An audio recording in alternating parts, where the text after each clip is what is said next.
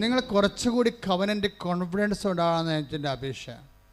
Covenant എടുക്കുന്നവർ ആരാണ് covenant harvesting നടത്തുന്നത്?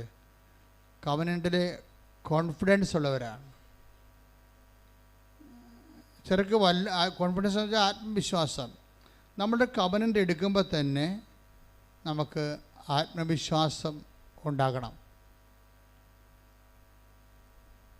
പലരുടെയും ഒരു വിഷയം എന്ന് പറയുന്നത്, എനിക്ക് മനസ്സിലായിരിക്കുന്നത്, ചിലർക്ക് അത്ര കണ്ട ആത്മവിശ്വാസം ഇല്ല. അതുകൊണ്ടാണ് അവരുടെ കവനൻ്റെ ഉടമ്പടി പമ്മി നിൽക്കുന്നതിൻ്റെ കാരണം. ചിലർക്ക് വെടിക്കെട്ട് ആത്മവിശ്വാസമാണ്. ചില പറയും അമ്മയുടെ മുമ്പിലൊന്ന് ചെന്ന് നിന്നാൽ മതിയെന്ന് പറയും. അവരുടെ അനുഭവം അവരുടെ വിശ്വാസത്തിന് ആനുപാതികമായിരിക്കും. ചിലർ പറയും പോയി നോക്കാം, എടുത്ത് നോക്കാം, എങ്ങനെ ഇരിക്കുന്നു വരട്ടെ. നമ്മുടെ ഈ പ്രശ്നമെന്നൊക്കെ പറയുന്നത് എന്തൊരു ഗുരുതരമായ പ്രശ്നമാണ്. ഇതൊക്കെ ആരെക്കൊണ്ട് സാധിക്കും? ദൈവത്തിൽ പോലും അവർക്ക് ദൈവത്തിനെ കൊണ്ട് ഇത് പറ്റുമെന്നാണ് അവർക്ക്. ഈ പണ്ടത്തെ അവരുടെ വിശ്വാസപ്രകാരം ചെറിയ ചെറിയ കാര്യങ്ങളാണ് ദൈവം ചെയ്യണത്, വലിയ കാര്യങ്ങൾ സൂപ്പർ സ്പെഷ്യാലിറ്റി ആശുപത്രിയിൽ ചെയ്യണം. എന്താണ് പ്രശ്നം? ആൾക്കാരുടെ ഒരു അപ്രോച്ചിൻ്റെ പ്രോബ്ലം ഉണ്ട് ഇതിൻ്റെ അകത്ത്. നിങ്ങൾക്ക് ദൈവത്തെക്കുറിച്ചുള്ള concept, your concept about faith and faith content, ഇതെല്ലാം ലിറ്റിൽ ഗോഡാണ്. ചെറിയ ദൈവങ്ങൾ വല്ല പനി മാറ്റുക, ജലദോഷം മാറ്റുക, ഇങ്ങനെയൊക്കെയുള്ള. അപ്പോൾ അതുകൊണ്ട് നിങ്ങൾക്ക് എൻ്റെ 7 കോടി കടവാണ്, ദൈവത്തിന് പോലും ഇത് ചെയ്യാൻ പറ്റുമോ? ചില ആൾക്കാർ ചെയ്യുക, ദൈവത്തിന് പോലും നടക്കില്ലെന്ന് പറയും. എന്ന് വെച്ചാൽ അവരുടെ ദൈവം അത് ഒരു പ്രശ്നം ബ്ലാസ്ഫെമിയാണ്. അങ്ങനെ ദൈവത്തിന് പോലും പറ്റുമെന്ന് ചിന്തിക്കണ പോലും ബ്ലാസ്ഫെമിയാണ്. എന്ന് വെച്ചാൽ എന്താ പറയേണ്ടത്, ദൈവശാപം കിട്ടുന്ന ഒരു സംഭവമാണ്. അപ്പോൾ നമുക്ക് ചെയ്യാൻ പറ്റുന്ന അല്ല, ആദ്യമേ ഓർക്കേണ്ട ഇതാണ്. ഇപ്പം തന്നെ പാടിയ പാട്ട് എന്താണ്? ഹബക്കൂക്ക് 5:6 1:5 എന്താണ്? പറഞ്ഞാൽ ആരും വിശ്വസിക്കാത്ത ഒരു പ്രവൃത്തി. എന്നുവെച്ചാൽ നിൻ്റെ ചിന്തയ്ക്ക്, ബുദ്ധിക്ക്, ആലോചനയ്ക്ക്, അറിവിന്, അനുഭവത്തിനപ്പുറത്ത് ഉള്ള പ്രവൃത്തികളാണ് ദൈവം ചെയ്യാൻ പോകുന്നത്. അപ്പോൾ അതൊരു വിശ്വാസം. ഇപ്പോൾ ഇന്നലെ ഒരു മണിപ്പൂരിൽ നിന്ന് ഒരു ദമ്പതികൾ വന്ന്, അപ്പോൾ അവരത്ര അകലെന്ന് വന്ന കാരണം ഞാൻ അവരെ അപ്പം തന്നെ കണ്ടവർ. അല്ലെങ്കിൽ പിന്നെ അവർ ഉടമ്പടി എടുത്തിട്ട് ഇവിടെ വന്ന് നിന്നപ്പോൾ ഞാൻ വിളിച്ചവരെ. കാര്യം അവർ ഇവിടെ ഫ്ലൈറ്റിൽ ഇവിടെ വന്ന് ഉടമ്പടി എടുത്തിട്ട് അടുത്ത ഫ്ലൈറ്റിൽ തിരിച്ചു പോവുകയാണ്. അപ്പോൾ അവർ അത്രയും ദൂരെ എന്നൊക്കെ വരുമ്പോൾ കാണേണ്ടത് ഒരു ധാർമ്മികമായ ഒരു വിഷയമാണ്. അപ്പോൾ ഞാനവരെ വിളിച്ചു, ഞാൻ ചോദിച്ചു വിഷയം എന്താണെന്ന് തിരക്കി. അപ്പോൾ അവർക്ക് 7 കോടി രൂപയുടെ കടമാണ്, അതാണ് വിഷയം. അപ്പോൾ ആരോ അച്ഛന്മാർ അവിടുത്തെ സലീഷ് അച്ഛൻ ഗൈഡ് ചെയ്തതാണ് കൃപാസനത്തിലോട്ട്. അപ്പോൾ അച്ഛന്മാരായാലും ശരി, അവർക്ക് ഇപ്പോഴേ ഏറെക്കുറെ കാര്യങ്ങൾ മനസ്സിലായിട്ടുണ്ട്. ഒരു മനുഷ്യന് ഒരു വലിയ ആപത്ത് വന്നാൽ അഭയം പ്രാപിക്കാനുള്ള ഒരു സ്ഥലമാണ് അമ്മയുടെ നെഞ്ചകം. അപ്പം അതുകൊണ്ട് അച്ഛനെ അവരെ പറഞ്ഞു വിട്ട്. പക്ഷെ ഞാൻ അതുപോലെ തന്നെ അവരെ സ്വീകരിച്ച് അവരുടെ പേപ്പറൊക്കെ നോക്കി. പേപ്പറെല്ലാം ഓക്കെയാണ്, അവരുടെ ഉടമ്പടിയും അതെല്ലാം കറക്റ്റാണ്.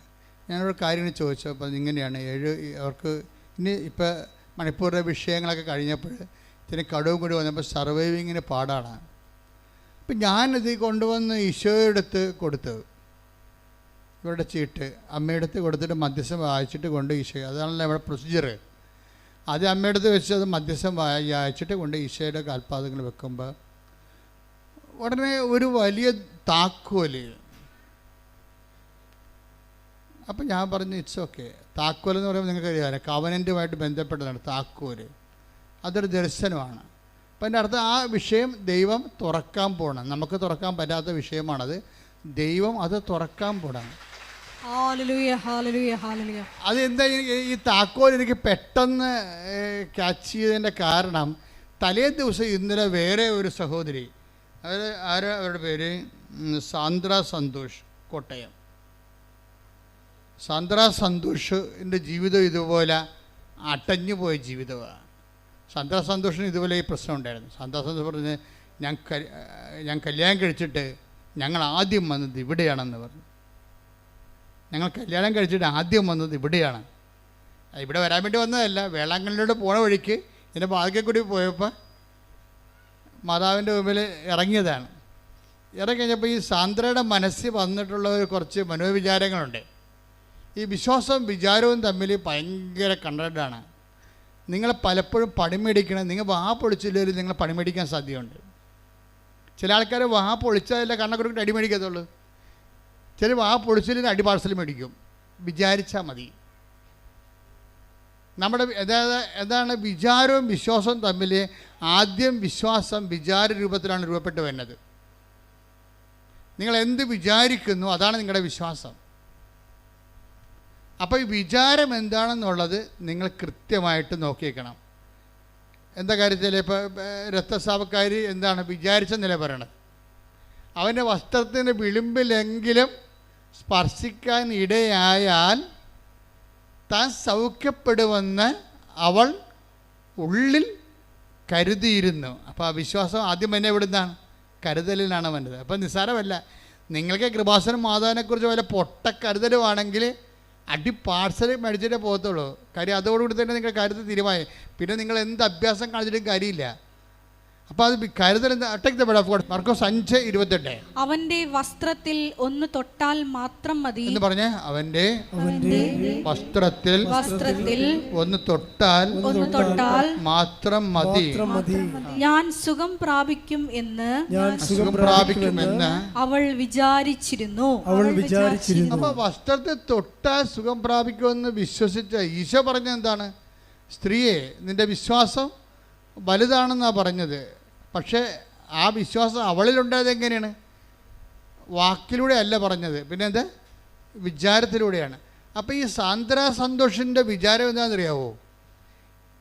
അവളിവിടെ ഭർത്താവുമായിട്ട് ഇവിടെ വന്ന് ലാൻഡ് ചെയ്യുമ്പോൾ ഇതുപോലെ ഭയങ്കര തിരക്കാണ്.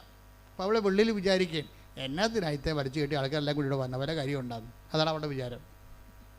അവളുടെ വിചാരം അതാണ്. ഇത്രയും തിരക്ക് കാണിക്കേണ്ട വല്ല കാര്യമുണ്ട് എന്നുവെച്ചാൽ അവർക്ക് അതിനെക്കുറിച്ച് അത്രയും നോളജുള്ളു. എന്ത് കഥ അറിഞ്ഞിട്ടാണ് ഈ ആൾക്കാർ ഈ ഡിസൈനിൽ കയറണമെന്നാണ് തല ചിന്തിക്കുന്നത്. അങ്ങനെയാണ് അങ്ങനെ ചിന്തിച്ചിട്ട് അവർ വേളാങ്കണ്ണിലേക്ക് പോയി. പക്ഷെ എപ്പോഴും നമുക്ക് അങ്ങനെ വല്ല ചിന്ത ഉണ്ടെങ്കിൽ ഭാവി കാര്യങ്ങളിലൊരു പണി തീർച്ചയായിട്ടും പ്രതീക്ഷിക്കാൻ പറ്റും. എന്താ കാര്യം? നിങ്ങൾ വിശുദ്ധമായൊരു സ്ഥലത്ത് വന്നിട്ട് ദൈവിക പദ്ധതി മനസ്സിലാക്കാൻ വേണ്ടി മാത്രം കഴിവില്ലാത്ത ഒരു ഉരുപ്പടിയായിപ്പോയി. നിങ്ങൾക്ക് നിങ്ങളുടെ മുമ്പിലുള്ളത് 10,000-കണക്കിന് സാക്ഷ്യങ്ങളാണ്. അനുദിനം മനുഷ്യർ പറയുന്ന ദൈവാനുഭവങ്ങൾ, അത് മാത്രം കേട്ടാൽ മതി. ഇവളിങ്ങനെ പറഞ്ഞു പോയെങ്കിലും അവളെ ദൈവത്തിനെതിരൊന്നുമല്ലേ. ഇവിടെ എന്തിനാണ് ആൾക്കാരിങ്ങനെ ഇടിച്ചു തല്ലണത്? ഇതൊക്കെ വല്ലതും അറിഞ്ഞിട്ടാണ്, വല്ല ഉള്ള കാര്യമാണ് എന്നുള്ള ചിന്ത അവർക്ക് അറിയത്തില്ലല്ലേ. അവർക്ക് ഈ വിഷയത്തെക്കുറിച്ചൊന്നും അറിയത്തില്ല. First time he's coming. അപ്പം അതുകൊണ്ട് തന്നെ ഒരു പ്രശ്നം കുറച്ച് കഴിഞ്ഞപ്പോൾ ജീവിതത്തിൽ കല്ല് കടിക്കാൻ തുടങ്ങി. നല്ലൊരു ഭർത്താവിനെ കിട്ടിയതാണ്, മര്യാദയ്ക്ക് ജീവിക്കാൻ തുടങ്ങിയതാണ്. പക്ഷെ നമ്മളെപ്പോഴും നിങ്ങൾക്ക് എപ്പോഴും വരുന്നൊരു പ്രശ്നമേ, നിങ്ങൾ എപ്പോഴും അസമയത്തും സമയത്തും പ്രാർത്ഥനയുടെ കാര്യത്തിൽ കോംപ്രമൈസ് ചെയ്യരുത്. ഇപ്പോൾ ചിലർ പറയാം, നല്ല ഭർത്താവിനെ കിട്ടി, സന്തോഷമാണ്, അവൾക്ക് ജോലിയുണ്ട്, ഞങ്ങൾക്ക് ജോലിയുണ്ട്, പിന്നെ കുഞ്ഞിനെ കിട്ടി, ജീവിക്കാനൊരു വീടൊക്കെയായി, ബന്ധുക്കളും സ്വന്തപ്പെട്ടവരുണ്ട്, എല്ലാം ഹൈഫൈവ് ആണെന്ന് പറഞ്ഞാൽ നിങ്ങളെ പിന്നെ എന്തിനാണ് പ്രാർത്ഥിക്കേണ്ടത് എന്ന് ഇപ്പം സാന്ദ്ര പറയുന്നുണ്ടത് സാക്ഷ്യത്തിൽ. ഞാൻ നല്ലവണ്ണം ബൈബിൾ വായിക്കുന്ന ആളായിരുന്നു. എൻ്റെ അമ്മ പറഞ്ഞിട്ടുണ്ട് കിടന്നുറങ്ങണ മുമ്പ് ബൈബിൾ വായിച്ചേക്കണമെന്ന്. കിടന്നുറങ്ങണതിന് മുമ്പ് നീ ബൈബിൾ വായിച്ചിട്ടേ കിടന്നുറങ്ങാം. അപ്പോൾ എൻ്റെ ജീവിതത്തിൽ ഞാൻ എപ്പോഴും ബൈബിൾ വായിക്കാത്ത ദിവസങ്ങളില്ലെന്നാണ് പറയണത്. ബൈബിൾ വായിക്കാത്ത ദിവസങ്ങളില്ല. പക്ഷേ നല്ല ഭർത്താവിനെ കിട്ടിക്കഴിഞ്ഞപ്പോൾ, അതുപോലെ തന്നെ ജീവിതത്തിൽ നിക്കക്കള്ളിയൊക്കെ ആയിക്കഴിഞ്ഞപ്പോൾ ആദ്യം അത് ബാധിച്ചത് എവിടെയാണ്? പ്രാർത്ഥനാ ജീവിതത്തെയാണ് ബാധിക്കണത്. അതെപ്പോഴും നമ്മൾ ശ്രദ്ധിക്കണം. നിങ്ങൾക്കൊരു നല്ല കാലം വന്നാൽ നിങ്ങൾക്ക് ആത്മീയമായിട്ടൊരു മോശം കാലം തുടങ്ങിയെന്ന് പറയാം. നിങ്ങൾക്കൊരു നല്ല കാലം വന്നാൽ തീർച്ചയായിട്ടും നിങ്ങൾക്ക് ആത്മീയമായിട്ട് അധികം പ്രാർത്ഥനയില്ലാത്ത, ദൈവാശ്രയമില്ലാത്ത ഒരു മോശം കാലം വന്നെന്ന് മനസ്സിലാക്കാം. കാര്യം നല്ല കാലം കൈകാര്യം ചെയ്യൽ വന്ന മിസ്റ്റേക്കാണത്. നല്ല കാലം വരുമ്പോൾ അതുപോലെ തന്നെ ദൈവത്തോടും, ഇപ്പം ദൈവത്തിനെ കൊണ്ട് ചിലരെന്താ ചെയ്യണമെന്നറിയാമോ? എനിക്കിപ്പം ഞാൻ എന്നാത്തിനാണ് പ്രാർത്ഥിക്കേണ്ടതെന്ന് അറിയാൻ പാടില്ല. ഇപ്പം അങ്ങനെ എന്തിനാണ് പ്രാർത്ഥിക്കേണ്ടതെന്ന് അറിയാൻ പാടില്ലാത്തവരുടെ അന്ധന്മാരുടെ കാലം ഇനി വർദ്ധിക്കുകയുള്ളൂ. ഇപ്പം നിങ്ങളെല്ലാം പോകുമ്പോൾ നിങ്ങൾക്കറിയാം, നിങ്ങൾക്ക് പലർക്കും യൂറോയിലാണ് ശമ്പളം കിട്ടുന്നത്. ഇന്ത്യൻ മണി എപ്പോഴും അതിൻ്റെ വാല്യൂ കുറഞ്ഞിരിക്കുന്ന സമയത്ത് യൂറോക്കാരൻ്റെ കണ്ണു പോകാനുള്ള സാധ്യതയുണ്ട്. എന്താണ്? അവൻ ചിന്തിക്കാത്ത കാശാണ് ശമ്പളമായിട്ട് അവന് കിട്ടുന്നത്. അപ്പം അതിൻ്റെ കൂടെ ഫണ്ട് കിട്ടി, ജോലി കിട്ടി, ഫ്ലാറ്റ് കിട്ടി, ജീവിതം കിട്ടി, പിന്നെ എന്തിനാണ് ഇവർ പ്രാർത്ഥിക്കേണ്ടതെന്ന് ഇവർക്കറിയത്തില്ല. അങ്ങനെ കുറേ ഒരു വംശം ഉണ്ടാകുന്നുണ്ട്, അന്ധതയുടെ ഒരു വംശം വരുന്നുണ്ട്. പക്ഷേ എന്തിന് പ്രാർത്ഥിക്കണം? ഇപ്പം നിങ്ങളൊക്കെ ഇവിടെ പ്രാർത്ഥിക്കാൻ വരുമ്പോൾ എന്തെങ്കിലും ഒരു കാര്യമുണ്ടല്ലോ. ഇനി കാര്യമില്ലാത്ത കാലം വരും. ഒരു മനുഷ്യൻ്റെ ഏറ്റവും വലിയ ശാപകാലമെന്ന് പറയണത് അവന് എന്തിനെ പ്രാർത്ഥിക്കണമെന്ന് അറിയേണ്ടാത്ത ഒരു കാലം വരുമ്പോഴാണ്. അപ്പോൾ മാത്രമേ നിങ്ങൾ ആരാണെന്ന് നിങ്ങൾക്ക് മനസ്സിലാകത്തുള്ളൂ. പക്ഷേ ദൈവത്തിന് നിങ്ങളെ നേരത്തെ അറിയാം. എന്താ പ്രശ്നം വെച്ച് കഴിഞ്ഞാൽ, നിങ്ങൾക്കൊരു നല്ല കാലം വന്ന് ദൈവത്തെ ആശ്രയിക്കേണ്ടാത്ത കാലം വന്നാൽ പ്രാർത്ഥന ഡിമിനിഷ് ചെയ്യും, മങ്ങിപ്പോകുമെന്ന് ദൈവത്തിന് അറിയാം. അതുകൊണ്ടാണ് നിങ്ങൾ ഈ കാലത്ത് നല്ലവണ്ണം ആശ്രയിച്ച് പ്രാർത്ഥിപ്പിക്കാൻ വേണ്ടി നിങ്ങൾക്ക് കാര്യങ്ങൾ നടക്കാതെ ദൈവം ലാഗ് ചെയ്ത് കൊണ്ടുപോകണത്. കാര്യം ഈ ഒരു കാലഘട്ടത്തിൽ നിങ്ങൾ പ്രാർത്ഥിക്കുകയും ദൈവാനുഭവം ഉണ്ടാക്കിയെടുക്കുകയും ചെയ്യത്തുള്ളൂ. ഇപ്പം തന്നെ വരുമ്പോൾ തന്നെ നിങ്ങൾക്ക് അനുഗ്രഹം എടുത്ത് കയ്യിൽ തന്നു കഴിഞ്ഞാൽ പിന്നെ നിങ്ങൾ ഹൈഫൈവായി, പ്രാർത്ഥനാ ജീവിതം ഇല്ല. പിന്നെ ഇനി എന്തെങ്കിലും പറഞ്ഞെങ്കിൽ ഇഷ്യൂ ഉണ്ടാകണം. അപ്പോൾ ഇഷ്യൂ ബേസ്ഡാണ് നമ്മുടെ ആധ്യാത്മികത. അത് നിങ്ങളൊന്ന് ചിന്തിച്ച് നോക്കണം. ഒരു വിഷയബന്ധിയാണോ അതോ നമുക്കറിയാമല്ലോ ക്രിസ്തീയ ആധ്യാത്മികതയുടെ പ്രശ്നം അതൊരു വ്യക്തിബന്ധമാണ്. ആ ക്രിസ്തീയ എന്തുകൊണ്ടാണ് ഞാൻ ഇന്നലെ നമ്മുടെ ഇൻ്റർനാഷണലോട് പറയുമായിരുന്നു, why there are so many fervent martyrs, holy martyrs and saints in the Catholic Church? എന്തുകൊണ്ടാണ് ഈ കത്തോലിക്ക സഭയിൽ ഇത്ര കണ്ട് ധർമ്മരക്തസാക്ഷികളും വിശുദ്ധ രക്തസാക്ഷികളും ഉള്ളത്? Because God is A person. ദൈവം ഒരു വ്യക്തിയായതുകൊണ്ടാണ്. അല്ലെങ്കിൽ ബുദ്ധിസമൊക്കെ പറയുന്ന പോലെയും അല്ലെങ്കിൽ വേദിക് റിലിജനൊക്കെ പറയുന്ന പോലെ ഒരു തുരിയ സ്റ്റേജ് നമുക്ക് അനുഭവിക്കാൻ പറ്റത്തുള്ളൂ. ഒരു പ്രാതിഭാസികമായ അനുഭവവും ആശയവാദങ്ങളുണ്ട്. അതുപോലെ തന്നെ പ്രപഞ്ചത്തെ കാണുന്ന വേറെ കാഴ്ചപ്പാടുകളുണ്ട്. അതിലുള്ള യോഗിസ്റ്റിക് മെത്തേഡുകളുണ്ട്. അപ്പോൾ ആ മെത്തേഡെല്ലാം പ്രാപിച്ചു കഴിയുമ്പോൾ ഇപ്പോൾ ആ ഒരു ദൈവത്തെ വ്യക്തിയായിട്ട് നമുക്ക് അനുഭവിക്കാത്തോടത്തോളം കാലം നമുക്കുണ്ടാകുന്ന അനുഭവം ഒരു മെറ്റാഫിസിക്കലായിട്ടുള്ള അനുഭവങ്ങളാണ്. അതിൽ ഒരു വ്യക്തിയെ ഇൻവെസ്റ്റ് ചെയ്യാൻ പറ്റുമോ? ഒരാളിനെ ഒരു മെറ്റാഫിസിക്കൽ യാഥാർത്ഥ്യത്തിലേക്ക് ഒരു വ്യക്തിക്ക് അവൻ്റെ ലൈഫ് ഇൻവെസ്റ്റ് ചെയ്യാൻ പറ്റുമോ? അപ്പോൾ അങ്ങനെ വരുമ്പോൾ എന്താ പ്രശ്നം? ഇവിടെ പക്ഷേ അങ്ങനെയല്ല. God is A person. ഇത് ക്രിസ്തു ഒരു വ്യക്തിയാണ്. So we can have A interpersonal relationship. നമുക്ക് ദൈവവുമായിട്ടൊരു പേഴ്സണൽ റിലേഷൻ ഉണ്ടാകും. പേഴ്സണൽ റിലേഷൻ അറിയാമല്ലോ. വ്യക്തിപരമായ റിലേഷൻ ഉണ്ടായിക്കഴിഞ്ഞാൽ എന്ത് ചെയ്യും? മനുഷ്യർ അതിനു വേണ്ടി ജീവിക്കും, ചിലപ്പോൾ മരിച്ചെന്നും വരും. അതുകൊണ്ട് തന്നെ ഈ എപ്പോഴും ദൈവമായിട്ടുള്ള എല്ലാ ഇടപാടുകളും പഞ്ചേന്ദ്രിയങ്ങൾക്ക് വിഷയഭവിച്ചിരിക്കുന്നത് അതുകൊണ്ടാണ്. ദൈവം ഒരു വ്യക്തിയായത് കൊണ്ടാണ് ഇന്ദ്രിയങ്ങൾക്ക് അനുഭവവേദ്യമായി വരുന്നത്. ഇന്ദ്രിയങ്ങൾ എത്ര എണ്ണം ഉണ്ട് നമുക്ക്? മൂക്കുണ്ട്, നാക്കുണ്ട്, ത്വക്കുണ്ട്, പിന്നെന്താണ്, ചെവിയുണ്ട്, കണ്ണുണ്ട്, അല്ലേ? ഇത്രയും 5 ഇന്ദ്രിയങ്ങളുണ്ട്. ഈ 5 ഇന്ദ്രിയങ്ങൾക്കും ബൈബിളിൽ ദൈവം ഗോചരീഭവിച്ചിട്ടുണ്ട്. അതുകൊണ്ട് അനുഭവം. അപ്പം ഞങ്ങളെപ്പോലെയുള്ള ഈ ധർമ്മശാസ്ത്രം ചെയ്യുന്ന ആൾക്കാർ നോക്കണത് എല്ലാ ഇന്ദ്രിയങ്ങളിലേക്കും കൊണ്ടുവന്ന് ദൈവത്തിന് ടഞ്ചിബിളാക്കാൻ കഴിയുമോ? അതിന് ബൈബിളിൻ്റെ കാഴ്ചപ്പാടുകൾ എന്താണ്? സഭയുടെ പഠനങ്ങൾ എന്താണ്? ഇതൊക്കെയാണ് ഞങ്ങളെപ്പോഴും ധരിക്കണത്.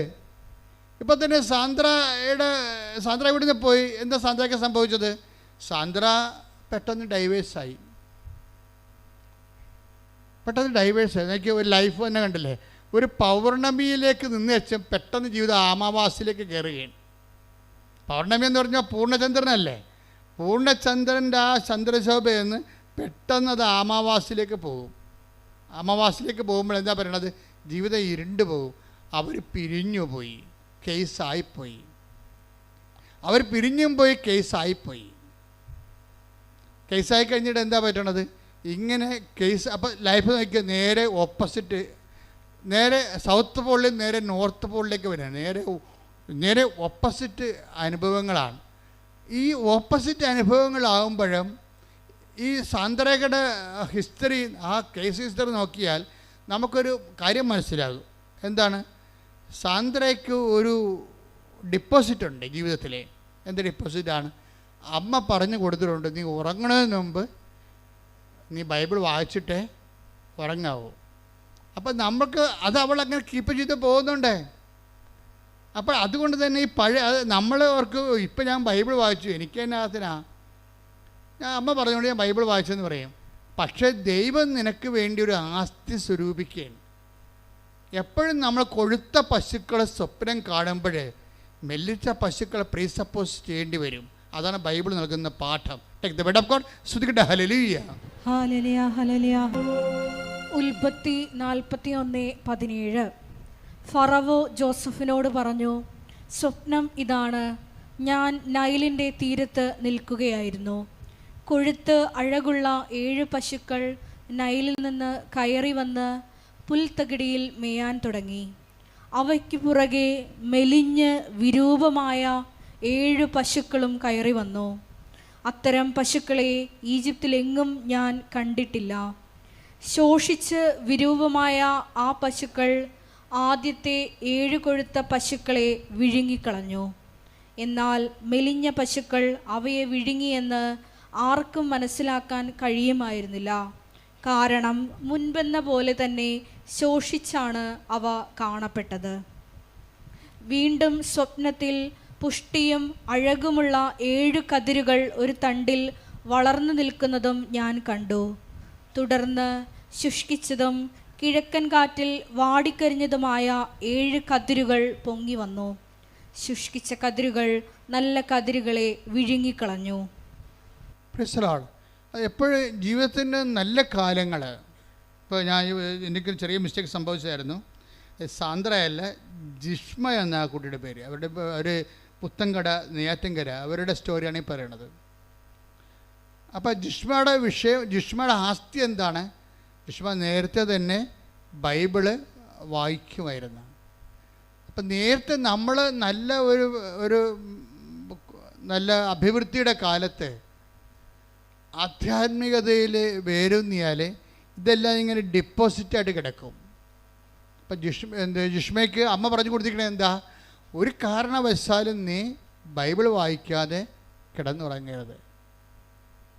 അപ്പം വിവാഹം കഴിഞ്ഞെങ്കിലും അവൾ പ്രാർത്ഥനാ ജീവിതം അല്പം മങ്ങിപ്പോയെങ്കിലും ബൈബിള് വായിക്കുന്നുണ്ട്. ഇപ്പം നമ്മുടെ ഉടമ്പടി എന്തെല്ലാം ഉണ്ട്? പ്രത്യക്ഷീകരണ പ്രാർത്ഥനയുണ്ട്. ആ പ്രത്യക്ഷീകരണ പ്രാർത്ഥനയൊക്കെ പറയുമ്പോൾ നിങ്ങളെപ്പോഴും ശ്രദ്ധിക്കേണ്ടത്, എനിക്ക് അമ്മയുടെ പ്രത്യക്ഷീകരണോട് ബന്ധപ്പെടുത്തി അമ്മ തന്നിരിക്കുന്ന ഒഫീഷ്യൽ ടൈം രാവിലെ 5:30 മണിക്കാണ്. അപ്പോൾ എവിടുന്നെങ്കിലുമൊക്കെ ആരെങ്കിലുമൊക്കെ നിങ്ങൾ ഉപദേശിക്കും, 3 മണിക്ക് പ്രാർത്ഥിക്കാം, 10 മണിക്ക് പ്രാർത്ഥിക്കാം, അത് അവരുടെ കാര്യം. ഇവിടും തന്നിരിക്കുന്ന വിഷയത്തിൻ്റെ മേൽ യാതൊരു കോംപ്രമൈസും ചെയ്യരുത്. അത് നിങ്ങൾ ദൈവത്തോട് ഉടമ്പടി ചെയ്തതാണ്. You cannot change it. നിങ്ങൾക്കത് ചേഞ്ച് ചെയ്യാൻ പറ്റത്തില്ല. 5:30 എന്ന് പറഞ്ഞാൽ ചിലപ്പോൾ നിങ്ങൾ പറയും ഞാൻ രാത്രിയാണ് പഠിക്കുന്നത്, അതൊക്കെ നിങ്ങളുടെ സ്വന്തം കാര്യം. ഉടമ്പടി എടുത്താൽ നിങ്ങൾ ആ ഉടമ്പടിയിലേക്ക് 5:30 ഡേറ്റിന് നിങ്ങൾ സമയത്ത് തന്നെ അത് കീപ്പ് ചെയ്യണം. കാര്യം നമ്മൾക്ക് ചേഞ്ച് ചെയ്യാൻ പറഞ്ഞിട്ടില്ല. ഉടമ്പടി പുസ്തകങ്ങൾ ഉടമ്പടി ദൈവം തരുമ്പോൾ അതിന് ടൈം പറഞ്ഞിരിക്കുന്നത് 5:30ആണ്. പുസ്തകം എഴുതുന്ന സമയത്താണ് ഇതെല്ലാം വെളിപ്പെടുത്തുന്നത്. എല്ലാം ചില മണ്ടികൾ അതൊക്കെ സമയം ചേഞ്ച് ചെയ്തിട്ടുണ്ട്. കാര്യം ഉടമ്പടിയാണിത്, അല്ലാതെ നിങ്ങൾ എന്തെങ്കിലും ഒരു ധാരണയല്ല. It's a covenant based bilateral എഗ്രിമെൻറ്റാണ്, ദൈവമായിട്ട് ചെയ്തിരിക്കുന്ന എഗ്രിമെൻറ്റാണ്. നിങ്ങൾ വേറെ ഏത് സമയത്ത് പ്രാർത്ഥിക്കണം, അത് നിങ്ങളുടെ പേഴ്സണൽ വിഷയങ്ങളാണ്. പക്ഷേ ഉടമ്പടി വിഷയം പേഴ്സണൽ വിഷയമല്ല, വ്യക്തിപരമായ വിഷയമല്ല. അത് ഇവിടുന്ന് എന്താണ് ദൈവം ഒഫീഷ്യലായിട്ട് തന്നിരിക്കുന്നത്, അതേ ഫോളോ ചെയ്യാൻ പറ്റത്തുള്ളൂ. ശ്രുതിക്കട്ടെ ഹല്ലേലൂയ. ഹല്ലേലൂയ, ഹല്ലേലൂയ, യേശുവേ നന്ദി, ഹല്ലേലൂയ, ഹല്ലേലൂയ. ആരാധന, ഹല്ലേലൂയ, ഹല്ലേലൂയ. മഹത്വം, മഹത്വം, ആരാധന, ആരാധന, ഹല്ലേലൂയ. യേശുവേ നന്ദി, ആരാധന യേശുവേ, ആരാധന ആരാധന ആരാധന യേശുവേ, ആരാധന. അച്ഛൻ പറഞ്ഞ പോലെ ജിഷ്മയുടെ ലൈഫ് പെട്ടെന്ന് ഇങ്ങനെ അമാവാസിയായി മാറി. മൊത്തം ഇരുട്ട്, ഭർത്താവ് പിരിഞ്ഞു പോയി, തമ്മിൽ കാണാത്ത ദിവസങ്ങളായി, സംസാരിക്കാത്ത ദിവസങ്ങളായി, കേസുകളായി, അവൾക്ക് ജോലിയില്ല, ത്രാണി പോയി, അതിൻ്റെ ബേസ്മെൻറ്റ് ഒക്കെ പെട്ടെന്ന് പോണ കണ്ടിരുന്നില്ല. നമ്മൾ ഈ പറയുന്ന കാര്യങ്ങൾ ഈ പെട്ടെന്ന് നമ്മളെ ഭർത്താവ് പിരിഞ്ഞു പോകാം, ഭാര്യ പിരിഞ്ഞു പോകാം, സമ്പത്ത് നിങ്ങളെ പിരിഞ്ഞു പോകാം, നിങ്ങളുടെ പേര് നിങ്ങളെ പിരിഞ്ഞു പോകാം. അപ്പോഴെല്ലാം പിരിയാതെ നിൽക്കുന്ന ഒരാളുണ്ട്. അപ്പോഴും പിരിയാതെ നിൽക്കാൻ വേണ്ടിയാണ് നമ്മൾ ദൈവമായിട്ട് ഉടമ്പടിയാകണത്. നമ്മുടെ ജീവിതം ഉടമ്പടിയിലേക്ക് കൊണ്ടുവരാൻ കാര്യം, നമ്മുടെ കയ്യിലുള്ള ഭാര്യയായാലും ഭർത്താവായാലും അപ്പനായാലും മക്കളായാലും എല്ലാം പിരിഞ്ഞ് പോകും. പിന്നെ പിരിയാതിരിക്കുമെന്ന് ഒരാൾ മാത്രമേ പറഞ്ഞിട്ടുള്ളൂ. അത് ഉടമ്പടിയുടെ ബേസിൽ മാത്രമാണ്. ഞാൻ നിന്നെ ഒരു കാലത്തും വിട്ട് പിരിയത്തില്ലെന്ന് ദൈവം പറഞ്ഞിരിക്കണത്. ഭർത്താവ് പിരിഞ്ഞാലും ഭാര്യ പിരിഞ്ഞാലും മക്കൾ പിരിഞ്ഞാലും ആരോഗ്യം പിരിഞ്ഞാലും സമ്പത്ത് പിരിഞ്ഞാലും ഞാൻ നിന്നെ ഒരു കാലത്തും വിട്ടുപിരിയത്തില്ലെന്ന് ദൈവം പറഞ്ഞിരിക്കണത് ഉടമ്പടി ബേസ്മെൻറ്റിലാണ്. അപ്പോൾ അഭിവൃദ്ധിയുടെ ഒരു കാലമാകുമ്പോഴും നമ്മൾ ദൈവത്തെ മറന്നില്ല എങ്കിൽ അത് ആസ്തി ഭദ്രതയ്ക്ക് കാരണമാകും. എങ്കിലും നിങ്ങൾ മെല്ലിച്ച പശുക്കളുടെ കാലം വരുമ്പോൾ, സങ്കടത്തിൻ്റെ കാലം വരുമ്പോൾ, ക്ലേശത്തിൻ്റെ കാലം വരുമ്പോൾ, ജിഷ്മയ്ക്ക് വന്ന പോലെ നല്ലൊരു കാലത്ത് നമ്മൾ മോശം കാലത്തേക്ക് പ്രവേശിച്ച് ഡൈവേഴ്സായി പോകുന്ന ഒരു ടൈം വരുമ്പോൾ, അപ്പോഴും ദൈവത്തിൻ്റെ ഭർത്താവ് ഡൈവേഴ്സായി പോയാലും ദൈവം ഡൈവേഴ്സായി പോകത്തില്ല. അതുകൊണ്ടാണ് ആമോസിൻ്റെ 18:12 എടുത്ത് ശ്രുതിക്കട്ടെ ഹല്ലേലൂയ. ഹല്ലേലൂയ, ഹല്ലേലൂയ.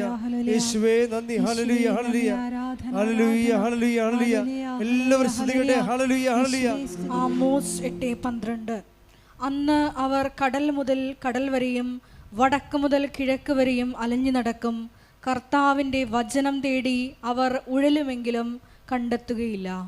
ഇങ്ങനെ ഒരു ആത്മീയ സിറ്റുവേഷനുണ്ട്. ഇത് നമ്മൾ ഇന്നല്ലെങ്കിൽ നാളെ സൂക്ഷിച്ചില്ലെങ്കിൽ ഫേസ് ചെയ്യേണ്ടി വരും. എന്താണ്? ആമോസ് 8:12. ഒന്നിന് വായിച്ചേ. അന്ന് അവർ അന്ന് അവർ കടൽ മുതൽ കടൽ വരെയും വടക്ക് മുതൽ കിഴക്ക് വരെയും അലഞ്ഞു നടക്കും.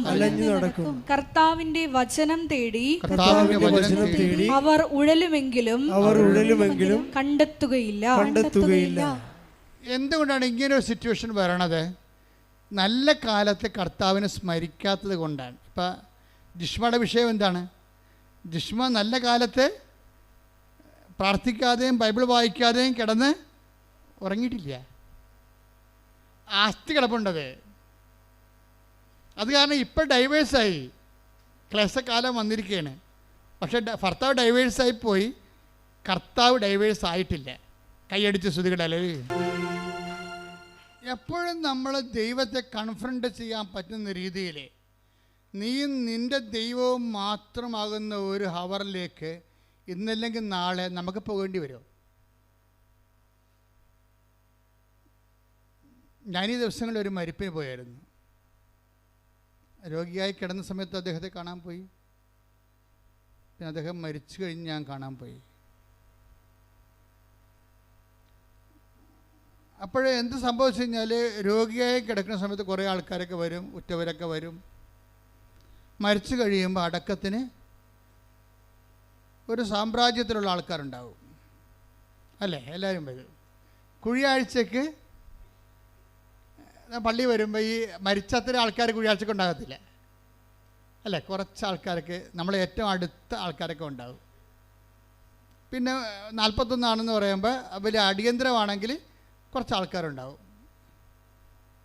പിന്നെ ഇതെല്ലാം കഴിഞ്ഞിട്ട് മരിപ്പ് വീട്ടിലോട്ട് 1-2 പേരായിട്ട് ഒറ്റയും പെട്ടയുമായിട്ട് ബന്ധുക്കളും ഏറ്റവും അടുത്തവരൊക്കെ വന്നു പോകും. അവസാനത്തൊരു സീനുണ്ട്. ഈ ഭർത്താവ് മരിച്ച ഭാര്യയുടെ അവസാനത്തൊരു സീനുണ്ട്. എല്ലാവരും വന്നും പോയും കണ്ടും കെട്ടും പോയിട്ട് പിന്നെ ശാന്തമായിട്ട് മക്കൾ മാത്രമാകും. അവരുടെ പെൺമക്കൾ ആൺമക്കളെ മാത്രമാകും. എന്നിട്ട് അവസാനം ഈ മക്കളും ബാഗ് എടുത്തുകൊണ്ട് അവരുടെ ലീവും കഴിഞ്ഞ് മരണവും കഴിഞ്ഞ് വിദേശത്തേക്ക് പോകുമ്പോൾ ഉണ്ടാകുന്ന ഒരു പഠിക്കവരെ നമ്മൾ പോകും. പിന്നെ നമ്മൾ മാത്രമാകും. ഈ ഒരു സീൻ ഇതാണ് നമ്മുടെ ഒരു കാലത്തെ ഇവിടെ നിൻ്റെ ദൈവം മാത്രമേ ഉണ്ടാകത്തുള്ളൂ. ഇത് നമ്മൾ ട്രെയിൻ ചെയ്യണം നമ്മളെ തന്നെ. ഇന്നല്ലെങ്കിൽ നാളെ ഏതെങ്കിലും രീതിയിൽ ഭാര്യയോ ഭർത്താവോ അഭിമുഖീകരിക്കേണ്ട ഒരു ടൈമാണ്. നീയും നിൻ്റെ ദൈവവും മാത്രം. ഈ കാലത്ത് ദൈവത്തിൽ നിന്നെ കമ്മ്യൂണിക്കേറ്റ് ചെയ്യാൻ കഴിയണം. എന്നാൽ നീ രക്ഷപ്പെട്ടു. എന്നാൽ സ്വർഗത്തിൽ നിന്നെ കമ്മ്യൂണിക്കേറ്റ് ചെയ്യാൻ പറ്റും. ഈ കാലത്ത് ഇപ്പം ജിഷ്മയുടെ വിഷയം എന്താണ്? അവളുടെ എല്ലാവരും പിരിഞ്ഞു പോയി, ജോലിയുമില്ല, അവൾ 0 ആയിരിക്കുകയാണ്. അപ്പോൾ എന്താ പറയണത്? ചിലർക്ക് സംബന്ധിച്ചിടത്തോളം ആ സമയം ആമോസിൻ്റെ 8:12 സമയമാണ്. എന്താണ്? കടൽ മുതൽ കടൽ വരെ, കടൽ മുതൽ കടൽ വരെയും വടക്ക് മുതൽ കടൽ മുതൽ കടൽ വരെയും, കടൽ മുതൽ കടൽ വരെയും വടക്ക് മുതൽ കിഴക്ക് വരെയും, വടക്ക് മുതൽ കിഴക്ക് വരെയും അലഞ്ഞു നടക്കും. കർത്താവിന്റെ വചനം തേടി അവർ ഉഴലുമെങ്കിലും കണ്ടെത്തുകയില്ല. ഇപ്പോൾ വടക്ക് മുതൽ കിഴക്ക് വരെ എന്ന് പറഞ്ഞത് ഇസ്രയേലിൻ്റെ ഒരു ജിയോഗ്രഫിക്കൽ അവർക്ക് പടിഞ്ഞാറ് ഇല്ല. ശരിക്കും പറഞ്ഞാൽ വളരെ കുറച്ച് സ്ഥലമേ ഉള്ളൂ. ആൾപ്പാർപ്പില്ല. അതൊക്കെ കിഴക്കുണ്ട്. വടക്കും ആൾക്കാരുണ്ട്, കിഴക്കും ആൾക്കാരുണ്ട്. അപ്പോൾ ഈ ആൾക്കാരുടെ എല്ലാ കൂട്ടത്തിൽ ഇവൻ അലഞ്ഞു നടക്കുന്ന ഒരു കാലം ഉണ്ടാവും. ആൾക്കാരുടെ കൂട്ടത്തിൽ ഇവൻ അലഞ്ഞു നടക്കും. ഒരാൾക്കാരും പക്ഷേ ഇവിടെ ഉണ്ടാകത്തില്ല. അതാണ് പറഞ്ഞത്, ആരുമില്ല. ജനക്കൂട്ടത്തിലൊക്കെ എൻ്റെ ബന്ധുക്കളെ സ്വന്തപ്പെട്ടവരുടെയൊക്കെ സഹായത്തിലൊക്കെ ഞാൻ അലഞ്ഞു നടന്നു. പക്ഷേ എനിക്കാരുമില്ല. എന്ത് സംഭവിച്ചിരിക്കണത്? കടൽ മുതൽ കടൽ വരെയും വടക്ക് മുതൽ കിഴക്ക് വരെയും നീ ഉഴലും, എങ്കിലും കണ്ടെത്തുകയില്ല. അപ്പം ഒന്നും കാണാൻ ഇവിടെയാണ്. ഇതാണ് ഒരു സ്പിരിച്വൽ ട്രാജഡി എന്ന് പറഞ്ഞ കാര്യം. ഈ ഒരു വിഷയത്തിൽ കണ്ടെത്താത്തത് എന്തുകൊണ്ടാണ്? നമ്മളുടെ ഒരു മസിൽ പവർ കൊണ്ടോ ഒരു ബുദ്ധി കൊണ്ടോ ഒരു ബന്ധം കൊണ്ടോ കണ്ടെത്താവുന്നൊരു മേഖല അല്ല ഇത്. അതുകൊണ്ടാണ് ജെറമിയ പറയണത് ദൈവം തന്നെ ഈ സമയത്ത് ഇനിഷ്യേറ്റീവ് എടുക്കേണ്ടി വരും. നമുക്ക് ചെയ്യാൻ പറ്റത്തില്ല. ഇപ്പം നമുക്ക് ശ്വാസം കിട്ടാതെ വരുമ്പോൾ നമ്മളെന്ത് ചെയ്യും? വെൻറ്റിലേറ്റർ വെക്കും അല്ലേ? നമുക്ക് ശ്വാസം എടുക്കാൻ പറ്റത്തില്ല. ശ്വാസം എടുക്കാൻ പറ്റാതെ വരുമ്പോൾ വെൻറ്റിലേറ്റർ വെച്ച് കൊടുക്കും ശ്വസിക്കാൻ വേണ്ടി. അതുപോലെ നമുക്ക് ദൈവത്തെ കണ്ടെത്താൻ പറ്റാതെ വരുമ്പോൾ ദൈവം എന്തു ചെയ്യും? ദൈവത്തിൻ്റെ ഓൺലൈനിൽ ആ ഗ്രീൻ ചാനലിലുള്ള ആളാണ്, നേരത്തെ ആസ്തിയുള്ള ആളാണെങ്കിൽ എന്തു ചെയ്യും? ജെറമിയ 29:14 വർക്കൗട്ട് ചെയ്യും. എന്താണ്? നിങ്ങൾ എന്നെ കണ്ടെത്താൻ ഞാൻ ഇടയാക്കും. അപ്പൊ ഇങ്ങനെയുള്ള 0 അവറിൽ ദൈവം തന്നെ ഇനിഷ്യേറ്റീവ് എടുക്കും. അങ്ങനെ ഇനിഷ്യേറ്റീവ് എടുക്കണമെങ്കിൽ എന്ത് ചെയ്യണം?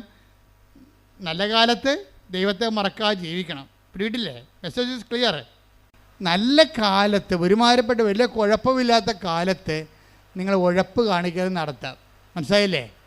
കുഴപ്പമില്ലാത്ത കാലത്ത് കുടുംബപ്രാർത്ഥന ഇല്ലാതെ തിയേറ്ററിൽ സിനിമയിലൊക്കെ ഇപ്പോൾ ഒളിച്ചിരുന്ന് കഴിഞ്ഞാൽ ഇന്നല്ലെങ്കിൽ നാളെ പിടി വീഴുമെന്ന കാര്യം ഒരു ഉറപ്പാണ്. എന്താ?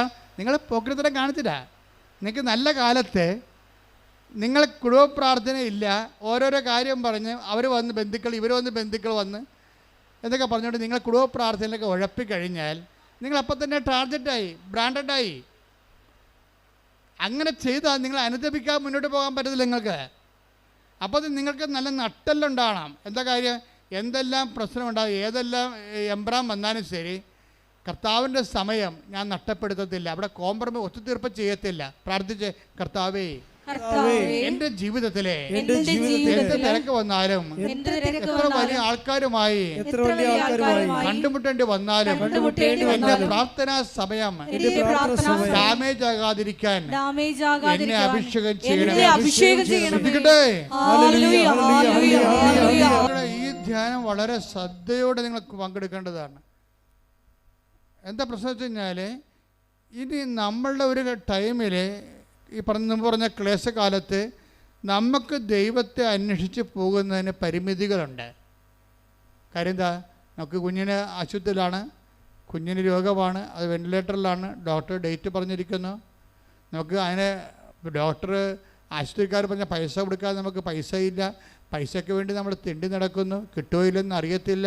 ഇങ്ങനെ എല്ലാം കൊണ്ടും നമ്മൾ മുട്ടുകയും വിളിക്കുകയും തിരക്കുകയും അന്വേഷിക്കുകയും ചെയ്യുന്ന കാര്യങ്ങളെല്ലാം നോ നോ നോ നോ എന്ന് പറഞ്ഞ് വാതിൽ നമ്മുടെ മുഖത്തിന് നേരെ കൊട്ടി അടക്കുന്ന സമയത്ത് നമുക്ക് പ്രാർത്ഥിക്കാൻ പറ്റത്തില്ല. ഇങ്ങനൊരു ഹവർ ഉണ്ടാകും നമ്മുടെ ജീവിതത്തിൽ. ആ സമയത്ത് നമ്മൾ തിരക്കി നടന്ന ദൈവത്തെ തിരക്കി നടക്കാൻ പറ്റാത്തൊരു സമയമാണത്. ആ സമയത്തുള്ള പ്രൊവിഷൻ എന്താണ്? ദൈവം നമ്മളെ തിരക്കി വരണം. മനസ്സിലായില്ലേ? ദൈവം നമ്മളെ തിരക്കി വരണമെന്നുണ്ടെങ്കിൽ ദൈവത്തിന് നീ പ്രിയപ്പെട്ട വ്യക്തിയാകണം. അല്ലെ ദൈവത്തിന് എന്ത് കാര്യം ഈ മലപ്പെട്ട നടക്കാൻ? പല കാര്യമുണ്ടോ? അത് നിങ്ങൾ ചിന്തിക്കണം. നമുക്ക് ദൈവത്തെ തിരക്കി പോകാൻ പറ്റാത്ത, ദൈവത്തെ കണ്ടുപിടിക്കാൻ പറ്റാത്ത അവസ്ഥയാണ് വരണ സമയത്ത്. പിന്നെ ഒരു ഓപ്ഷൻ സാധ്യതയുള്ള എന്താണ്? ദൈവം നമ്മളെ കണ്ടുപിടിക്കണം. ദൈവം നമ്മളെ കണ്ടുപിടിക്കണമെങ്കിൽ എന്ത് ചെയ്യണം? അതാണ് ജെറമ്യ 29:14 പറയണത്. എന്താ പറയണത്? നിങ്ങൾ എന്നെ കണ്ടെത്താൻ ഞാൻ ഇടയാക്കുമെന്ന് കർത്താവ് അരുളി ചെയ്യുന്നു. അപ്പൊ ദൈവം തന്നെ ഇടയാക്കിയാലേ നമുക്ക് ദൈവത്തെ കണ്ടെത്താൻ പറ്റത്തുള്ളൂ. അതാണ് ഒരു സിറ്റുവേഷൻസ്. പക്ഷേ ദൈവം നിങ്ങളെ കണ്ടെത്താൻ ദൈവം തന്നെ ഇനിഷ്യേറ്റീവ് എടുക്കണമെന്നുണ്ടെങ്കിൽ നിങ്ങൾ ആരായിരിക്കണം? നിങ്ങളെ ദൈവത്തിന് നഷ്ടപ്പെടാൻ പാടില്ലാത്ത വ്യക്തിയായി മാറണം. പ്രഷ്യസ് ആയിരിക്കണം. നിങ്ങൾ പ്രഷ്യസ് ആയിട്ടുള്ള നിങ്ങളെ പട്ടിക്കാട്ടത്തിൻ്റെ വില നിങ്ങൾക്ക് ഇല്ലയെന്നുണ്ടെങ്കിൽ ദൈവത്തിന് എന്തിനാണ് ഈ പട്ടിക്കാട്ടത്തിന് പുറകെ നടക്കാൻ പല കാര്യമുണ്ട്. അത് വളരെ സീരിയസ് ആണ്. നിങ്ങളൊരു തങ്കക്കട്ടയായി മാറണം, അല്ല പട്ടിക്കാട്ടമായിട്ടൊരു കാര്യമില്ല. അങ്ങനെ വരുമ്പോൾ ദൈവത്തെ നിങ്ങൾ തിരക്കി നടക്കേണ്ട കാര്യമില്ല. പട്ടിക്കാട്ടത്തിന് പുറകെ വല്ലതും തിരക്കി നടക്കുക. വെയിലിരിക്കണ പാമ്പിന് ആരാ എടുത്ത് തുളവെക്കാൻ പോണത്? നടക്കത്തില്ല. അപ്പം നിങ്ങൾ പ്രഷ്യസായാൽ മാത്രമേ നിങ്ങളുടെ ക്ലേശകാലത്ത് ദൈവം നിങ്ങളെ അന്വേഷിച്ച് വരാൻ പറ്റത്തുള്ളൂ. എന്താ കാര്യം? നിങ്ങൾക്ക് ദൈവത്തെ നിങ്ങൾ നഷ്ടപ്പെടാൻ പാടില്ല. അതിനെന്ത് ചെയ്യണം? നിങ്ങളുടെ നല്ല കാലത്ത് നിങ്ങൾ ദൈവത്തിന് വേണ്ടി മറക്കാതെ ബന്ധുക്കളെ സ്വന്തപ്പെട്ടവരെക്കാൾ ഉപരി ദൈവത്തിന് പ്രാധാന്യം കൊടുത്തുകൊണ്ട് ജീവിക്കണം. കൈയടിച്ച് സ്തുതിക്കട്ടെ.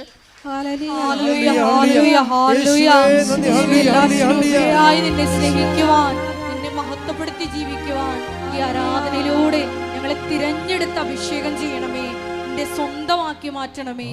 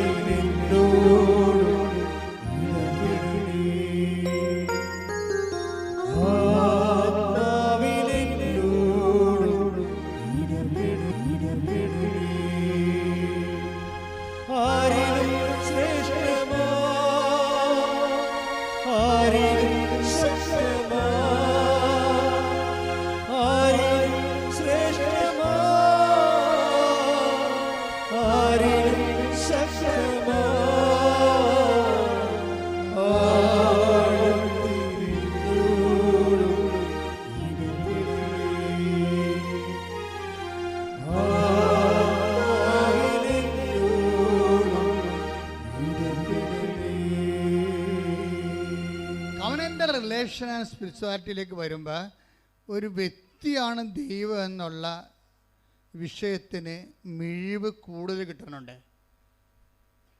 എല്ലാ വ്യക്തികളും ഇങ്ങനെ പിരിഞ്ഞ് പോകും. ഇപ്പം ജിഷ ശരിക്കും പറഞ്ഞാൽ ഡൈവേഴ്സ് അല്ല, സെപ്പറേറ്റഡ് ആണ്. തമ്മിൽ കണ്ടിട്ട് വർഷമായി തമ്മിൽ സംസാരിച്ചൊരു വർഷമായി കേസ് നടന്നുകൊണ്ടിരിക്കുകയാണ്. പക്ഷെ ജോലിയുമില്ല, ജീവിതം തീർന്ന് വല്ലാത്തൊരവസ്ഥയാണ്. ഈ സമയത്ത് എന്താണ്? ഇവൾക്ക് ജെറമിയ 29:14 വർക്കൗട്ട് ചെയ്യും. എന്താണ്? ദൈവം ഇവളെ തിരക്കി വരും. കാര്യം ഇവളെ നഷ്ടപ്പെടാൻ പാടില്ല. കാര്യം എന്താണ്? നല്ല കാലത്ത് ഇവൾ ദൈവത്തിന് വേണ്ടി ജീവിച്ചവളാണ്. അതുകൊണ്ട് എന്നാ ചെയ്യും?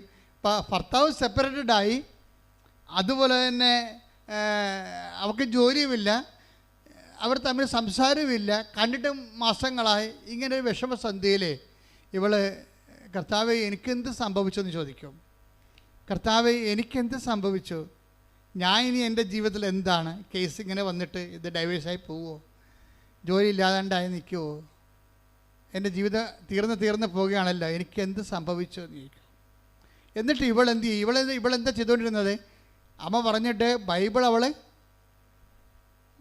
മുടങ്ങാതെ വായിച്ചുകൊണ്ടിരിക്കുകയായിരുന്നു. അപ്പോൾ ഈ ഒരു വിഷമസന്ധി വന്നപ്പോൾ പെട്ടെന്ന് ഇവൾ ബൈബിൾ എടുത്തിട്ട് വിശ്വാസപ്രമാണം ചൊല്ലി ബൈബിൾ ഓപ്പൺ ചെയ്യും. കർത്താവെ എന്ത് ചെയ്യണം ഞാനെന്ന് ചോദിക്കും. അപ്പോൾ എന്ത് ചെയ്യണം ഞാനെന്ന് ചോദിക്കുമ്പോഴേ ശരിക്കും പറഞ്ഞാൽ എന്താണ്, അതിന് മറുപടി പറയും ദൈവം. ചിലരോട് മറുപടി പറയത്തില്ല, ചിലരോടും ദൈവം മിണ്ടത്തില്ലല്ലോ. ബൈബിൾ തുറന്നാലും ഒന്നും മനസ്സിലാകത്തില്ല. അത് ആമോസ് 8:12 എന്താണ്? കടലെല്ലാം ഞാൻ അന്വേഷിച്ചു, വടക്കും കിഴക്കും അന്വേഷിച്ചു, ഒന്നും ഞാൻ കണ്ടില്ലെന്ന് പറയണത് വെച്ചാൽ എന്നോട് ഒരു വചനവും എനിക്ക് കിട്ടിയില്ലെന്ന് പറയുന്നത് എന്താണ്? നിങ്ങളുടെ ആസ്തി ഭദ്രത ഇല്ല. പക്ഷേ ഇവളങ്ങനെയല്ല, ഇവൾക്ക് ആസ്തി ഭദ്രതയുണ്ട്. ഈ ഉടമ്പടി ഞങ്ങൾ എപ്പോഴും നിങ്ങളോട് പറയും, നിങ്ങൾ ആസ്തി ഉണ്ടാക്കാനുള്ള സമയമാണ്.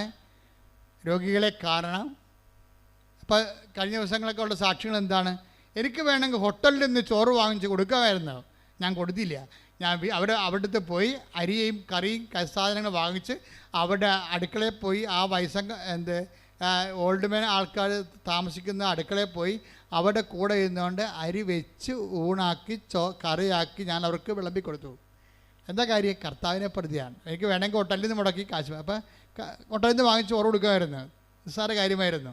അപ്പം ഞാൻ ചെയ്യാതെ കർത്താവിന് വേണ്ടി ഞാനത് ചെയ്തു. അപ്പോൾ എന്താ? ആസ്തി കൂടുകയാണ്. ദൈവത്തിൻ്റെ നാമത്തിനാണ്.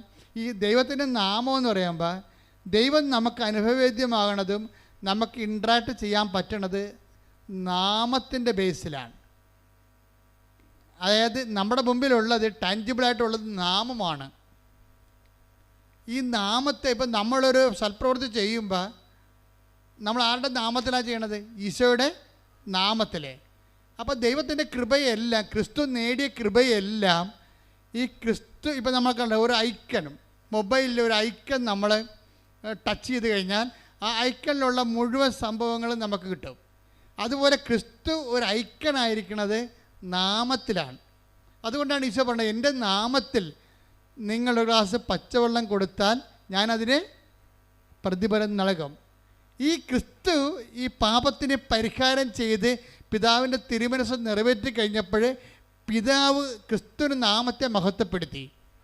അതുകൊണ്ടാണ് ഈശോ പറയുന്നത് 17:4 യോഹന്നാനിലെ, പിതാവേ ഭൂമിയിൽ ഞാൻ അങ്ങയെ മഹത്വപ്പെടുത്തി, അങ്ങേ പക്കൽ എന്നെ മഹത്വപ്പെടുത്തണമേ. അതിൻ്റെ കൂടെ തന്നെ കിടക്കുന്നുണ്ട് അങ്ങയുടെ നാമത്തെ മഹത്വപ്പെടുത്തണമേ എന്ന്. അത് ഇടിമിന്നൽ പോലെ കർത്താവ് പീഡാനുഭവങ്ങളുടെ ഒരു മുന്നാസ്വാദനം പോലെ അനുഭവം കാണുമ്പോൾ ഈശോ പറയും, പിതാവേ അങ്ങയുടെ നാമത്തെ മഹത്വപ്പെടുത്തണമേ. അപ്പോൾ യേശുക്രിസ്തുവിൻ്റെ ദൗത്യം ചെയ്യാൻ യേശുക്രിസ്തുവിനെ ശക്തീകരിക്കുമ്പോൾ ഓട്ടോമാറ്റിക്കായിട്ട് സംഭവിക്കുന്നത്, യേശുക്രിസ്തുവിൻ്റെ നാമത്തിൻ്റെ മഹത്വം സംഭവിക്കുമ്പോൾ ഓട്ടോമാറ്റിക്കായിട്ട് പിതാവിൻ്റെ നാമത്തെ മഹത്വപ്പെടുത്തുന്നത് പിതാവും യേശുക്രിസ്തുവും പരിശുദ്ധാത്മാവും ഒന്നായത് കൊണ്ടാണ്. ഒരേ സമയം തന്നെ 3 വ്യക്തികളായിരിക്കുകയും സത്തയിൽ ഒന്നായിരിക്കുകയും ചെയ്യുമ്പോൾ അതെല്ലാം വർക്കിംഗ് കണ്ടീഷൻ ആകുന്നത് നാമത്തിൻ്റെ ബേസ്മെൻറ്റിലാണ്. ശ്രുതികണ്ട ഹല്ലേലൂയ.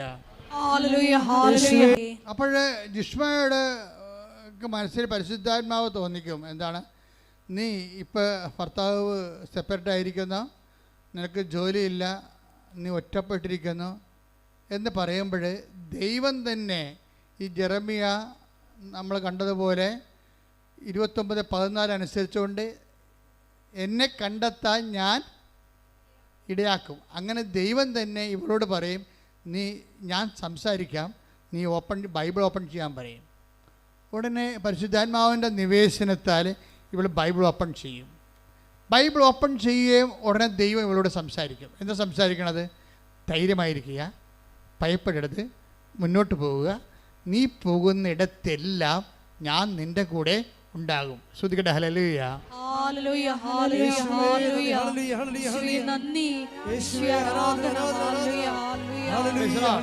ഇതൊരു ഉടമ്പടി വചനമാണ്, നമുക്ക് എല്ലാവർക്കും അറിയാവുന്നതാണ്. എന്താണിത്? യോശുവ 1:9 എടുത്തേ.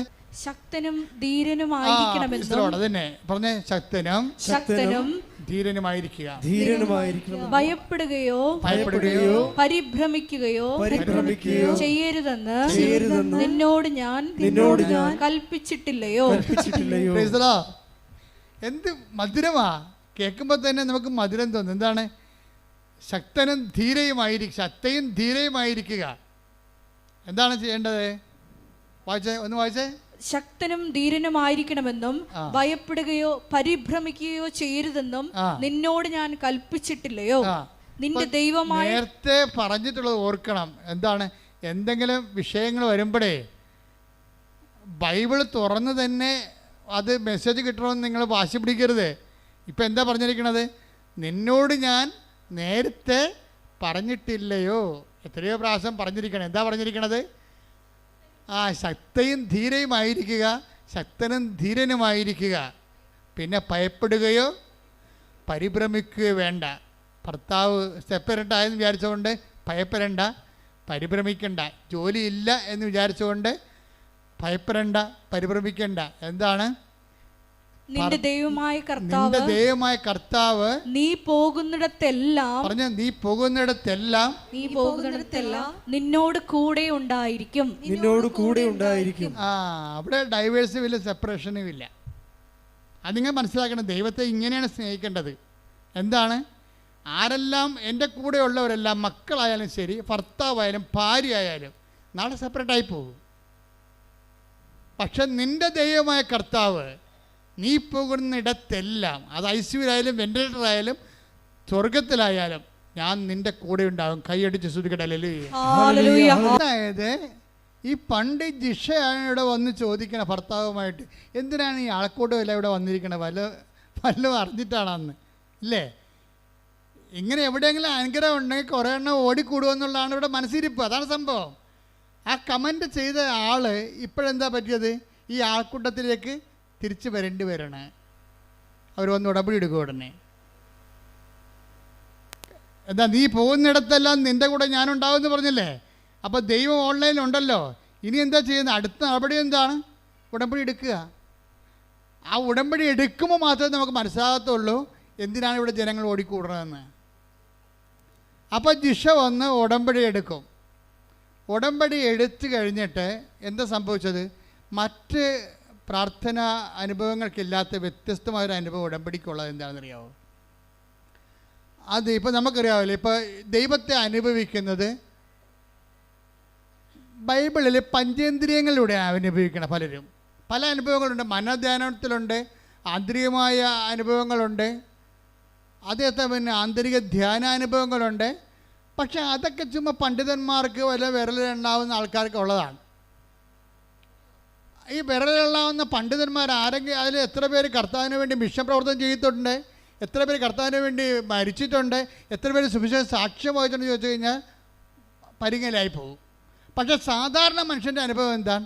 അവൻ ടാഞ്ചിബിളായിട്ടാണ്. അപ്പോസ്തലന്മാരുടെ അനുഭവമാണ് അവർക്കുള്ളത്. എന്താണ്? ഞങ്ങൾ കണ്ണുകൊണ്ട് കണ്ടത്. Take the word of God. 1 യോഹന്നാൻ 1:1. 1 യോഹന്നാൻ 1:1. ആദ്യം മുതൽ ഉണ്ടായിരുന്നതും ഞങ്ങൾ കേട്ടതും സ്വന്തം കണ്ണുകൊണ്ട് കണ്ടതും സൂക്ഷിച്ചു വീക്ഷിച്ചതും കൈകൊണ്ട് സ്പർശിച്ചതുമായ ജീവന്റെ വചനത്തെ ഞങ്ങൾ അറിയിക്കുന്നു. അപ്പോസ്തലന്മാരുടെ അനുഭവം തന്നെ എന്താണ്? കണ്ണുകൊണ്ട് കണ്ടത്. പറഞ്ഞേ. കണ്ണുകൊണ്ട് കണ്ടത്, ചെവികൊണ്ട് കേട്ടത്, കൈകൊണ്ട് സ്പർശിച്ചത്. ഇപ്പോഴും 2 അവയവം പുറത്തായി പോയി. എന്തൊക്കെയാണ്? മൂക്കും നാക്കും. പക്ഷെ ഉടമ്പടി എടുക്കുമ്പോൾ ജിഷയ്ക്ക് എന്താ സംഭവിക്കണമെന്ന് അറിയാവോ? ഉടമ്പടി എടുത്ത് വീട്ടിൽ ചെന്നപ്പോൾ എന്ത് പറ്റി? പ്രാർത്ഥിക്കാൻ വേണ്ടി മുട്ടുകുത്തിയപ്പോൾ തന്നെ അമ്മയും ജിഷയും പരസ്പരം നോക്കാൻ തുടങ്ങി. അപ്പം അമ്മ ചോദിച്ച്, എടി മുല്ലപ്പൂവിൻ്റെ മണം വരുന്നുണ്ടോ? ആ ഉണ്ടമ്മേ. അപ്പം 2 പേരും അഭിഷേകത്തിലായി. അമ്മ അവിടെ വന്ന്. അപ്പം അനിയത്തി പുറകിരുന്നുണ്ട് പ്രാർത്ഥിക്കുന്നുണ്ട്. അവൾക്ക് സങ്കടമായി. നിങ്ങളുടെ 2 അടുത്തും അമ്മ വന്നല്ല, എൻ്റെ അടുത്ത് മാത്രം വന്നില്ല എന്ന് പറയുകയും ഇടിച്ചു കുത്തി മൂക്കിലേക്ക് ഈ സുഗന്ധാഭിഷേകം കയറിപ്പോകും.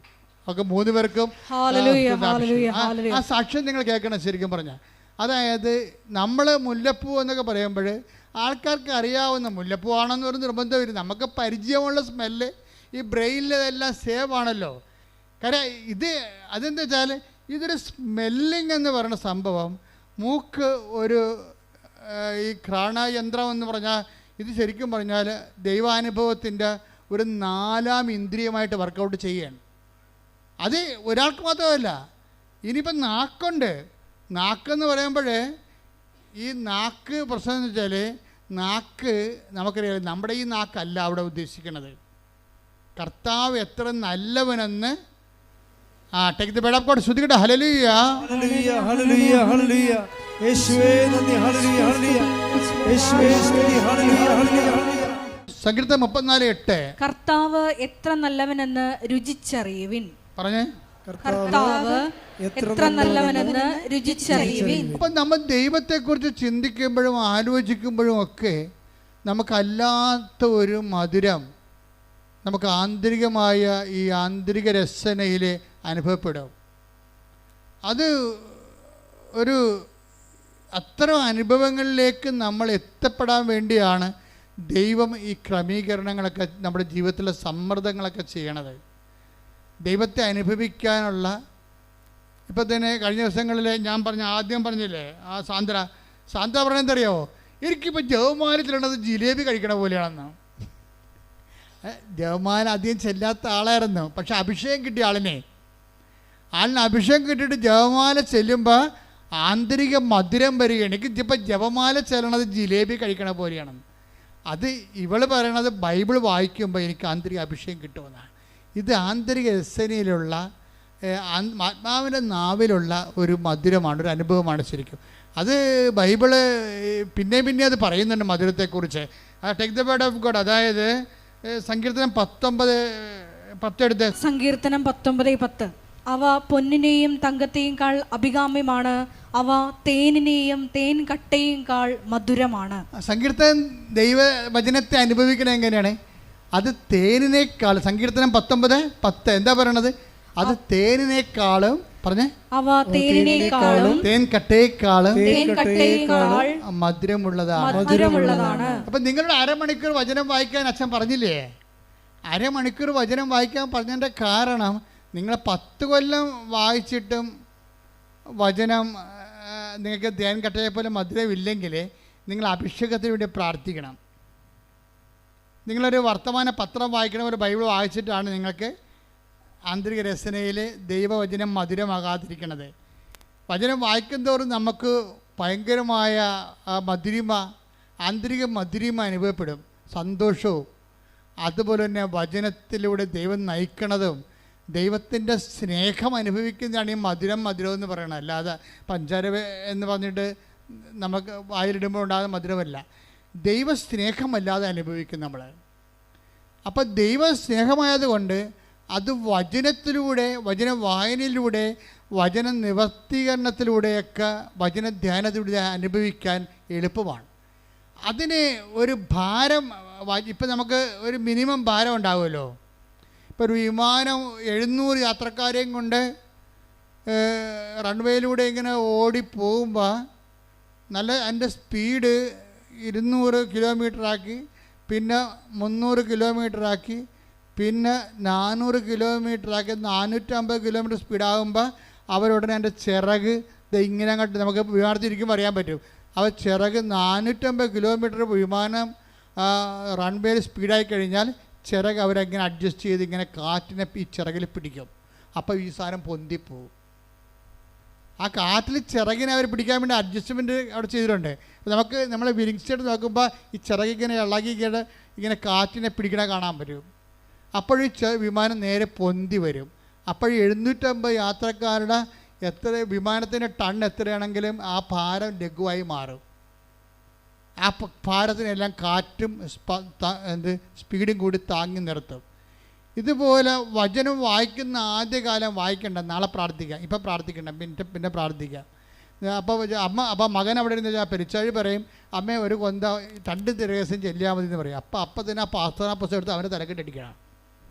അതായത് ഒരു തരം ഫ്രോഡും അക്സെപ്റ്റ് ചെയ്യത്തില്ല. ഇന്നല്ലെങ്കിൽ നാളെ പിടിവീഴും. കാരണം എന്താ, നിങ്ങൾ അതുകൊണ്ട് തന്നെ ശക്തനും ധീരനുമായിരിക്കും എന്ന് പറഞ്ഞ പോലെ തന്നെ ദൈവദുരുസ്ഥനെതിരെ സത്യത്തോടെ നിൽക്കാൻ നോക്കണം. സത്യത്തോടെ ദൈവത്തിന് മാത്രം 1-ാം സ്ഥാനം കൊടുത്തുകൊണ്ട്, ഇത് പ്രയോറിറ്റി ഓഫ് വാല്യൂ. ഒന്നാമത്തെ കൽപ്പന കവന്നതിനതാണ്, നിൻ്റെ കർത്താവ് ദൈവം, നിൻ്റെ ഭർത്താവല്ല, ഇപ്പം ദൈവം തന്നെയാണ്. ആ ദൈവത്തിൻ്റെ ഒപ്പം നിന്നെ വേറെ ആരെയും വെക്കരുത്. അല്ല, നീ ആരെയും കോംപ്രമൈസ് ചെയ്യിക്കരുത്. ആ വിഷയത്തിൽ ആ കളത്തിൽ കയറി കളിക്കാൻ ആരും അനുവദിക്കരുത്. കഴിഞ്ഞ ദിവസങ്ങളിൽ ഒരു മകന്, പേരെന്നാ, ആശുപത്രിയിൽ കിടന്ന് കുറേ ഒരു നല്ല സാക്ഷ്യം ഉണ്ടായിരുന്നു ഇവിടെ, മറന്നു ഞാൻ പേര്. അപ്പോൾ അയാൾ പറയണത് എന്താ വെച്ച് കഴിഞ്ഞാൽ, എൻ്റെ മകനാണ് എന്നെ ദൈവത്തിനെ ഇപ്പോൾ കാണിച്ചതെന്നാണ് പറയണം. എന്താ കാര്യം വെച്ച് കഴിഞ്ഞാൽ, മകൻ്റെ കൂടെ മകന് ജനിച്ചപ്പോൾ ചങ്കും കരളും ആമാശയവും കിഡ്നിയും ഒക്കെ പല സ്ഥലത്തായിരുന്നു. അപ്പോൾ ഡോക്ടർ പല സമയത്ത് ഇത് ഈ കുഞ്ഞിനെ അബോർട്ട് ചെയ്യാൻ വേണ്ടി, ഇപ്പോൾ ഏതാണ്ട് 95% ആൾക്കാർ, 95,000 ആൾക്കാർ കണ്ടിട്ടുണ്ട്, 1,00,000 ആൾക്കാർ കണ്ടത് ആ സാക്ഷ്യം. എന്നുവെച്ചാൽ ഈ കുഞ്ഞിനെ അബോർട്ട് ചെയ്യാൻ പലപ്പോഴും ഡോക്ടർ പറഞ്ഞു. കാര്യം എന്ന് വെച്ച് കഴിഞ്ഞാൽ, ഈ കുഞ്ഞിന് കിഡ്നി ചങ്കിൻ്റെ അകത്തും നെഞ്ചിൻ്റെ അവിടെയും, പിന്നെ അത് ആമാശയം ഇല്ല, അത് തൊടേന്ന് ഇത് വാങ്ങിച്ച് വെച്ചിട്ടാണ്, തൊടേന്ന് ഞരമ്പെടുത്തിട്ടാണ് ആമാശയം രണ്ടാമത് ഉണ്ടാക്കണം. അപ്പോൾ ഇങ്ങനെയൊക്കെ പല അവയവങ്ങളും ഇല്ലാതെ വരും. അതുകൊണ്ട് ജനിക്കുമ്പോൾ തന്നെ ഇത് മരിക്കും. നിങ്ങൾ അബോർട്ട് ചെയ്യണം, നല്ലത് മതി. അപ്പൻ അബോർട്ട് ചെയ്യിക്കത്തില്ല. അപ്പൻ അബോർട്ട് ചെയ്യാതെ വിശ്വാസത്തിൽ തന്നെ അപ്പൻ പിടിച്ച് നിൽക്കും. ആ സാക്ഷ്യം നിങ്ങൾ കേട്ടിട്ടുള്ളവർ ഒന്ന് കൈപൊക്കിക്കേ. അനൂപിൻ്റെ സാക്ഷ്യം. അനൂപ് ഒരു കോംപ്രമൈസ് തയ്യാറാകത്തില്ല. അവസാനം ആ കൊച്ചിന്, ആ മനുഷ്യൻ വിശ്വാസത്തിൽ ദൈവത്തിൻ്റെ കൂടെ നിന്നുകൊണ്ട് വീണ്ടെടുക്കണ എടുപ്പെന്ന് പറഞ്ഞ ഐതിഹാസികമായ ഒരു ആത്മീയ വിജയത്തിൻ്റെ ചരിത്രമാണ്. കൈയടിച്ച് സ്തുതിക്കണല്ലേ.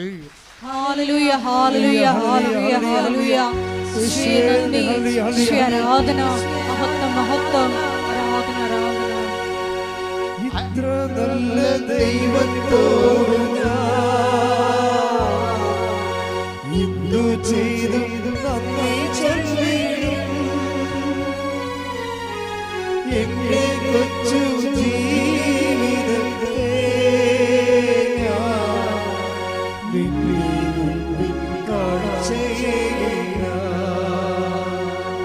ഇത്ര നല്ല ദൈവത്തോട് ഇന്നു ചെയ്തു നന്ദി ചൊല്ലിടും. എന്റെ കൊച്ചു ജീവിതത്തെ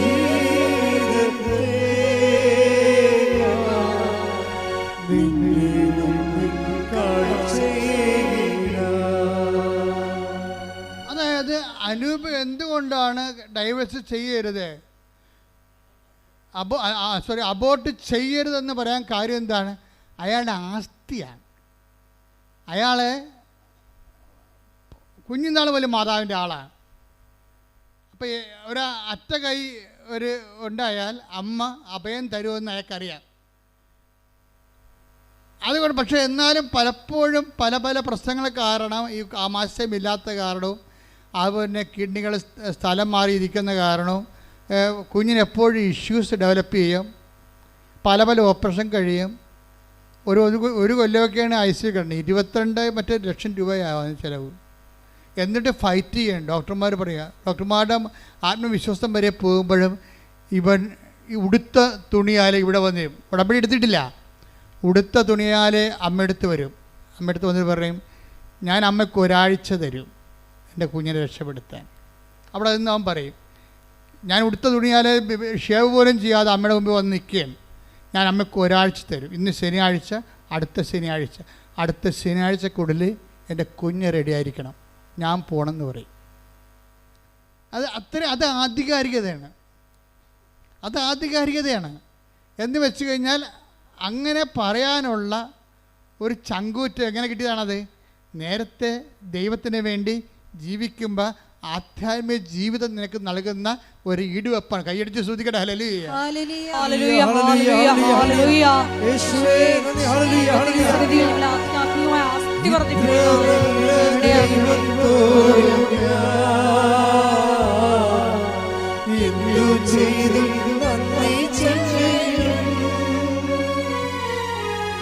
എന്റെ കൊച്ചു ജീവിതത്തെ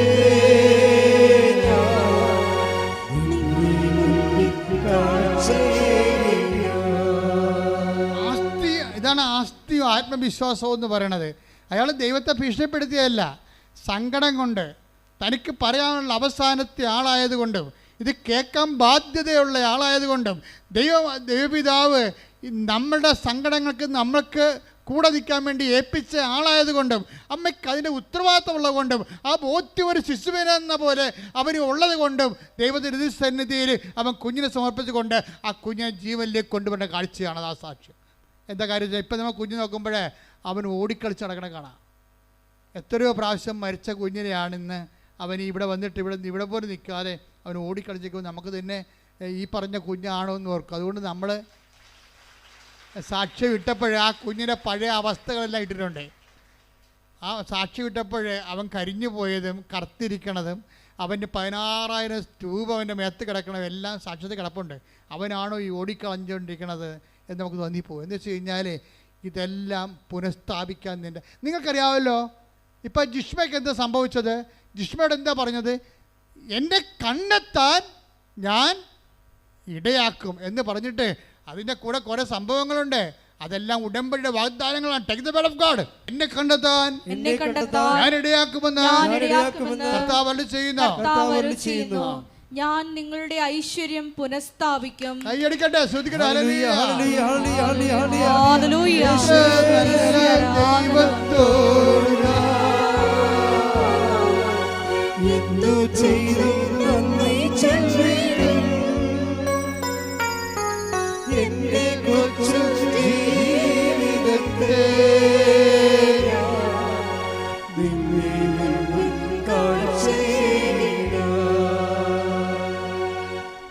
അടുത്ത വചനം വായിച്ചേ. നിങ്ങളെ ചിതറിച്ചിരിക്കുന്ന എല്ലാ സ്ഥലങ്ങളിലും ദേശങ്ങളിൽ നിന്ന് ഞാൻ നിങ്ങളെ ഒരുമിച്ച് കൂട്ടും. Praise the Lord. ഇതെല്ലാം ഉടമ്പടിയുടെ വാഗ്ദാനങ്ങളാണ്. എന്തൊക്കെയാണ് പറഞ്ഞിരിക്കുന്നത്? ഒന്ന് പറഞ്ഞേ. എന്നെ കണ്ടെത്താൻ ഞാൻ ഇടയാക്കും. ഞാൻ നിന്റെ ഐശ്വര്യം പുനഃസ്ഥാപിക്കും. നിന്നെ ചിതറിച്ചിരിക്കുന്ന സ്ഥലത്തിൽ നിന്ന് ഞാൻ നിന്നെ കൂട്ടിച്ചേർക്കും. ആർക്കുള്ള വചനമാണിത്? ഇത് ജിഷ്മയ്ക്കുള്ള വചനമാണ്. എന്താ കാര്യം അറിയാവോ? ഉടമ്പടി എടുത്ത് കഴിഞ്ഞപ്പോഴേ അവൾക്ക് ഉടനെ ജോലി കിട്ടി. അത് ജോലിയില്ലായിരിക്കരുന്ന്. അമ്മ ജോലി കൊടുത്തു, ഗവൺമെൻറ് ജോലി കൊടുത്തു. അപ്പം തന്നെ പിടിച്ചു നിൽക്കാനുള്ള ഒരു തറയായി. പിന്നെ 1 കൊല്ലം കഴിഞ്ഞപ്പോൾ കേസ് തീർന്നപ്പോൾ എന്നാ പറ്റി? അവർ തമ്മിൽ വീണ്ടും യോജിച്ചു. അതെന്തിൻ്റെ പ്രകാരമാണ്? അത് ഈ ജെറമ്യ 29:14. എന്താ കാര്യം? അതായത് നിങ്ങളെ ചിതറിച്ചിരിക്കുന്ന സ്ഥലത്ത് നിന്ന്, സെപ്പറേറ്റായ സ്ഥലത്ത് നിന്ന് ഞാൻ നിങ്ങളെ ഒരുമിച്ച് കൂട്ടും. നിങ്ങളുടെ ജീവിത പങ്കാളിയോ മക്കളോ ഭർത്താവോ ഭാര്യയോ ആരും നിങ്ങളിൽ നിന്ന് വേർപെട്ടു പോയാലും ഉടമ്പടി പ്രകാരം അവരെ തിരിച്ചു കൊണ്ടുവന്ന് നിങ്ങളെ ഐക്യപ്പെടുത്താൻ ദൈവം നിങ്ങളെ കാത്തിരിക്കുന്നു. ശ്രദ്ധിക്കട്ടെ. ഹല്ലേലൂയ.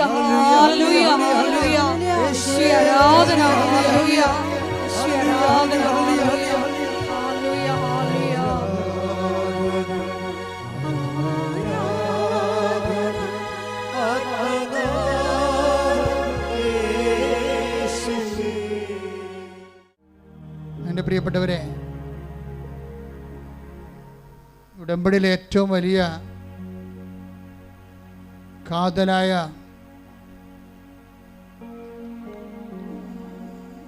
ദൈവിക ആനുകൂല്യം എന്ന് പറയുന്നത് ദൈവസന്നിധിയിലുള്ള വ്യാപനമാണ്. ദൈവസന്നിധിയിൽ നമ്മൾ ദൈവസാന്നിധ്യത്തിൽ ഉടമ്പടി എന്തിനു വേണ്ടി എടുത്തെന്ന് ചോദിച്ചാൽ നിങ്ങൾ പറയണം, എനിക്ക് ജോലി കിട്ടാനാണ് ഉടമ്പടി എടുത്തതെന്ന് നിങ്ങൾ പറയരുത്. നിങ്ങൾ എന്താണ് പറയേണ്ടത്? എനിക്ക് ദൈവത്തിൻ്റെ മുമ്പിൽ നിൽക്കാൻ വേണ്ടിയാണ് ഞാൻ ഉടമ്പടി എടുത്തതെന്ന് പറയണം. എന്തിനാണ് നിങ്ങൾ ഉടമ്പടി എടുത്തത്? ദൈവത്തിൻ്റെ മുമ്പിൽ നിൽക്കാൻ. ബാക്കിയുള്ളത് ചെയ്യണ ദൈവമാണ്. അല്ല, ഞാൻ ഉടമ്പടി എടുത്തത് ജോലി കിട്ടാനാണ്, പെണ്ണ് കെട്ടാനാണ് എന്ന് നിങ്ങൾ പറയരുത്. നിങ്ങളെന്താ പറയേണ്ടത്? ഞാൻ ഉടമ്പടി എടുത്തത് ദൈവത്തിൻ്റെ മുമ്പിൽ നിൽക്കാൻ. അതാണ് 17:1. Take the word of God. ഉൽപ്പത്തി 17:1. അബ്രാമിന് 99 വയസ്സായപ്പോൾ കർത്താവ് പ്രത്യക്ഷപ്പെട്ട് അവനോട് അരുളിച്ചെയ്തു, സർവശക്തനായ ദൈവമാണ് ഞാൻ, എൻ്റെ മുമ്പിൽ വ്യാപരിക്കുക, കുറ്റ കുറ്റമറ്റവനായി വർത്തിക്കുക. ഉടമ്പടി ചെയ്യുന്നതിൻ്റെ പ്രധാനപ്പെട്ട കാരണങ്ങളൊന്ന് ദൈവം ആവശ്യപ്പെടുന്നത് എന്താണ്? എൻ്റെ മുമ്പിൽ വ്യാപരിക്കുക, പറഞ്ഞേ, എൻ്റെ മുമ്പിൽ വ്യാപരിക്കുക, കുറ്റമറ്റവനായിരിക്കുക. കുറ്റമറ്റവനായിരിക്കുക. അപ്പോൾ നമ്മൾ എന്തിനാണ് ഉടമ്പടി ചെയ്യണത്? ദൈവത്തിൻ്റെ മുമ്പിൽ വ്യാപരിക്കാനും കുറ്റമറ്റവരായിരിക്കാനും വേണ്ടിയാണ്. ഇതാണ് എൻ്റെ ബേസിക് എന്ന് പറയണത്. ഉടമ്പടി എടുത്തു കഴിഞ്ഞാൽ നമ്മൾ ദൈവതിരുസന്നിധിയിൽ ദൈവദൃഷ്ടിയിൽ കുറ്റമറ്റവരായി അത് പ്രോസസ്സാണ്. ഓൺലൈൻ സ്ഥലം ചിലപ്പോൾ എല്ലാവർക്കും നടക്കത്തില്ല, പക്ഷെ നമുക്കതിനു വേണ്ടി ശ്രമിക്കാൻ പറ്റും. പ്രാർത്ഥിക്കുക, കർത്താവേ, ഉടമ്പടി പ്രകാരം അങ്ങയുടെ മുമ്പിൽ വ്യാപരിക്കാനും കുറ്റമറ്റവരായിരിക്കാനും എന്നെ സഹായിക്കണമേ. Praise the Lord. ഹല്ലേലൂയ. 17:4 എടുത്തേ. ഇതാ നീയുമായുള്ള എൻ്റെ ഉടമ്പടി. ആരുമായിട്ട്? എബ്രാത്തിനോട് പറയണ ദൈവം. എന്താണ്? നീയുമായിട്ടുള്ള എൻ്റെ ഉടമ്പടി. അപ്പോൾ 17:4 അനുസരിച്ചിട്ടാണ് ദൈവം 17:1 പറയണത്. എന്തിനാണ്? ഉടമ്പടിക്ക് മുമ്പ് തന്നെ ദൈവം പറയും, ഞാൻ നീയോട് ഉടമ്പടി ചെയ്യാൻ പോവുകയാണ്. ഇതിൻ്റെ പ്രഥമമായ ഉദ്ദേശം എന്താണ്? 17:4 17:4 ഞാൻ നീയുമായിട്ടൊരു ഉടമ്പടി ചെയ്യാൻ പോകുന്നു. എന്തിനാണ് ചെയ്യണത്? 17:1 ഉൽപ്പത്തി പുസ്തകം എന്താ പറയണത്? നീ എൻ്റെ മുമ്പാകെ വ്യാപരിക്കണം, കുറ്റമറ്റവനായിരിക്കണം. എവിടെ ഇട്ടില്ലേ? അപ്പോൾ ഉടമ്പടിയുടെ പ്രഥമ ഉദ്ദേശം IELTS പാസ്സാകാനും OET പാസ്സാകാനും അല്ല. പ്രഥമ ഉദ്ദേശം എന്താണ്? PR കിട്ടാനല്ല, PR കിട്ടാനാണ്. പ്രഥമ ഉദ്ദേശം എന്ന് പറയണത് ദൈവത്തിൻ്റെ മുമ്പാകെ വ്യാപരിക്കാൻ. അതിനുവേണ്ടി നമ്മൾ രോഗികളെ പോയി കാണും, അവൻ പറയണ പോലെ ചെയ്യും, വസ്ത്രമില്ലാത്തവർക്ക് വസ്ത്രം കൊടുക്കും, സമാധാനത്തോടെ ജീവിക്കും, ആളുടെ കഴുത്തിലും കയറാൻ പോകത്തില്ല.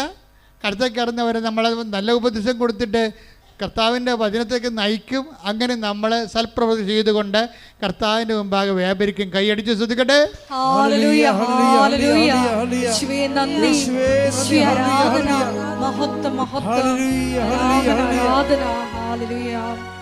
അതായത് ഇതിൻ്റെ ഒരു വിഷയം വെച്ചാൽ ഉടമ്പടിക്കുള്ളൊരു ഗുണമുണ്ട്. അതായത് ഉടമ്പടി പാലിക്കാൻ, ഇപ്പം നമ്മളെ ഉടമ്പടിക്ക് ബ്രേക്കായാലും, ഇപ്പം നിങ്ങൾക്ക് മനസ്സിലായില്ലേ? ബ്രേക്ക് എന്ന് പറയുന്നത് ചെറുപ്പക്കാരുടെ കൂട്ടത്തിലുള്ള പ്രധാനപ്പെട്ട വാക്കാണ്. ദൈവമായിട്ടും ഇങ്ങനെ ബ്രേക്കാകാനുള്ള സാധ്യതയുണ്ട്.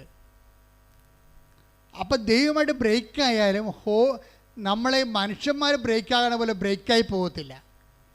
കാര്യം ദൈവം വിശ്വസ്തനായിരിക്കും എപ്പോഴായാലും. മനുഷ്യന്മാരാണ് വേറെ ഒരു ആണിനെ പെണ്ണിനെ കാണുമ്പോൾ വാലുവാട്ടിക്കൊണ്ട് അതിൻ്റെ പുറകെ പോകുന്നത്. എന്നിട്ട് തേച്ചിട്ട് നീ എന്നെ അമേരിക്ക കൊണ്ടുപോവുക, നീ എന്നെ കാനഡയിൽ കൊണ്ടുപോവുക, അവരെന്നെ കൊണ്ടുപോകുക എന്ന് പറഞ്ഞാൽ അത്രേ ഉള്ളൂ ഈ സംഭവം. അതിനുള്ളിൽ നമ്മുടെ കാശെല്ലാം അവൾ മൊബൈൽ ചാർജ് ചെയ്ത് തീർത്ത് കാണും. അപ്പം മനുഷ്യന്മാർ പെട്ടെന്ന് തേക്കും, പക്ഷെ ദൈവത്തിന് തേക്കാൻ പറ്റത്തില്ല. പക്ഷെ ദൈവം എങ്ങനെയാണെന്നറിയാവോ? നീ ദൈവത്തിന് ബ്രേക്ക് ചെയ്താലും ദൈവം നിന്നെ ബ്രേക്ക് ചെയ്യത്തില്ല. അത് ഏറ്റവും കൂടുതൽ അറിയാവുന്ന ആർക്കാണെന്ന് അറിയാവോ? ദാവീദിനാണ്. ദാവീദ് അഭ്യാസം മൊത്തം കാണിച്ചു തരുന്നത് നിങ്ങൾക്കറിയാമല്ലോ, ദാവീദിൻ്റെ കഥ അറിയാമല്ലോ. പക്ഷെ ദാവീദ് പറയും, എൻ്റെ കയ്യിൽ നിന്ന് അബദ്ധം സംഭവിച്ചതാണ്, പക്ഷേ ഉടമ്പടി പ്രകാരം ഞാൻ നിൻ്റെ മുമ്പിലായിരുന്നു, നീ നിൻ്റെ മുമ്പിൽ നിന്ന് എന്നെ സങ്കീർത്തനം 51:11 അങ്ങയുടെ സന്നിധിയിൽ നിന്ന് എന്നെ തള്ളിക്കളയരുതേ, അങ്ങയുടെ പരിശുദ്ധാത്മാവിനെ എന്നിൽ നിന്ന് എടുത്തു കളയരുതേ. അതായത് സന്നിധിയിൽ നിന്ന് തള്ളിക്കളയണതും പരിശുദ്ധാത്മാവിനെ എടുത്തു കളയണതും ദാവീദിന് ഒരു വിഷയമാണ്. ഒരിക്കൽ നൽകിയ പരിശുദ്ധാത്മാവിനെ റിട്ടേൺ ചെയ്താൽ അതിൻ്റെ അർത്ഥം ദൈവത്തിൻ്റെ സന്നിധിയിൽ നിന്ന് നീ പുറത്തു പോയെന്ന് എൻ്റെ അർത്ഥം.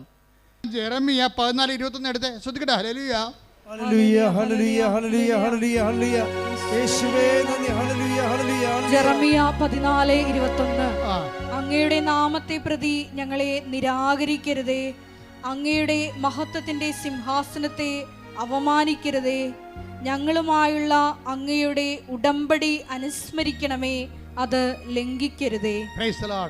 ദൈവത്തോട് പറയണാണ്. എന്താണ് ജെറമിയ 21:14 എന്താ പറയണത്? 14:21 എന്താണ്?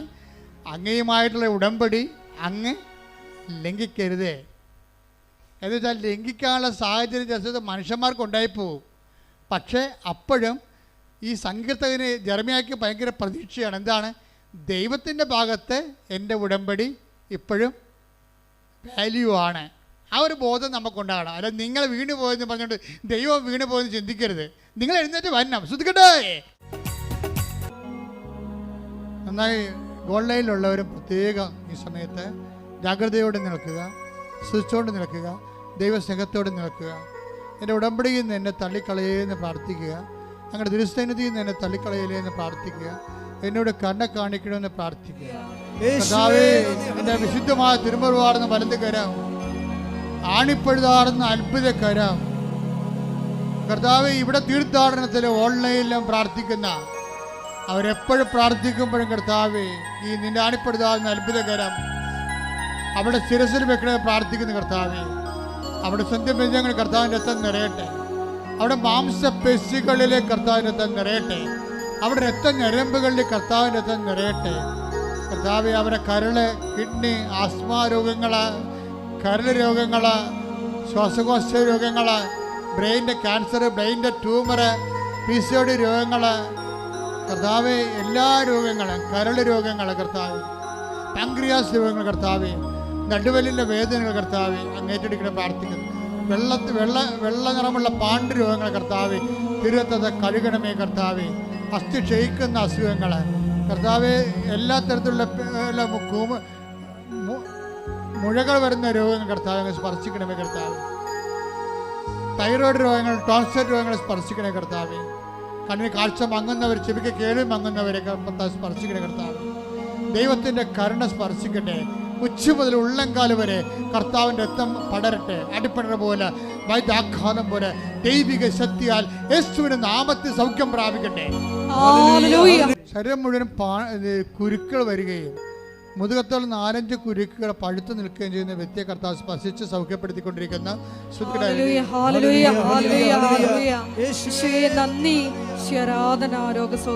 ഇടത് കിഡ്നി ഡാമേജ് ആണ്, വലത് കിഡ്നി ഇങ്ങനെ പഴുത്തു നിൽക്കുന്ന അവസ്ഥയാണ്. കർത്താവ് വ്യക്തിയെ സ്പർശിച്ചുകൊണ്ടിരിക്കുന്ന ശ്രുതിക്കട്ടെ. ഹല്ലേലൂയ,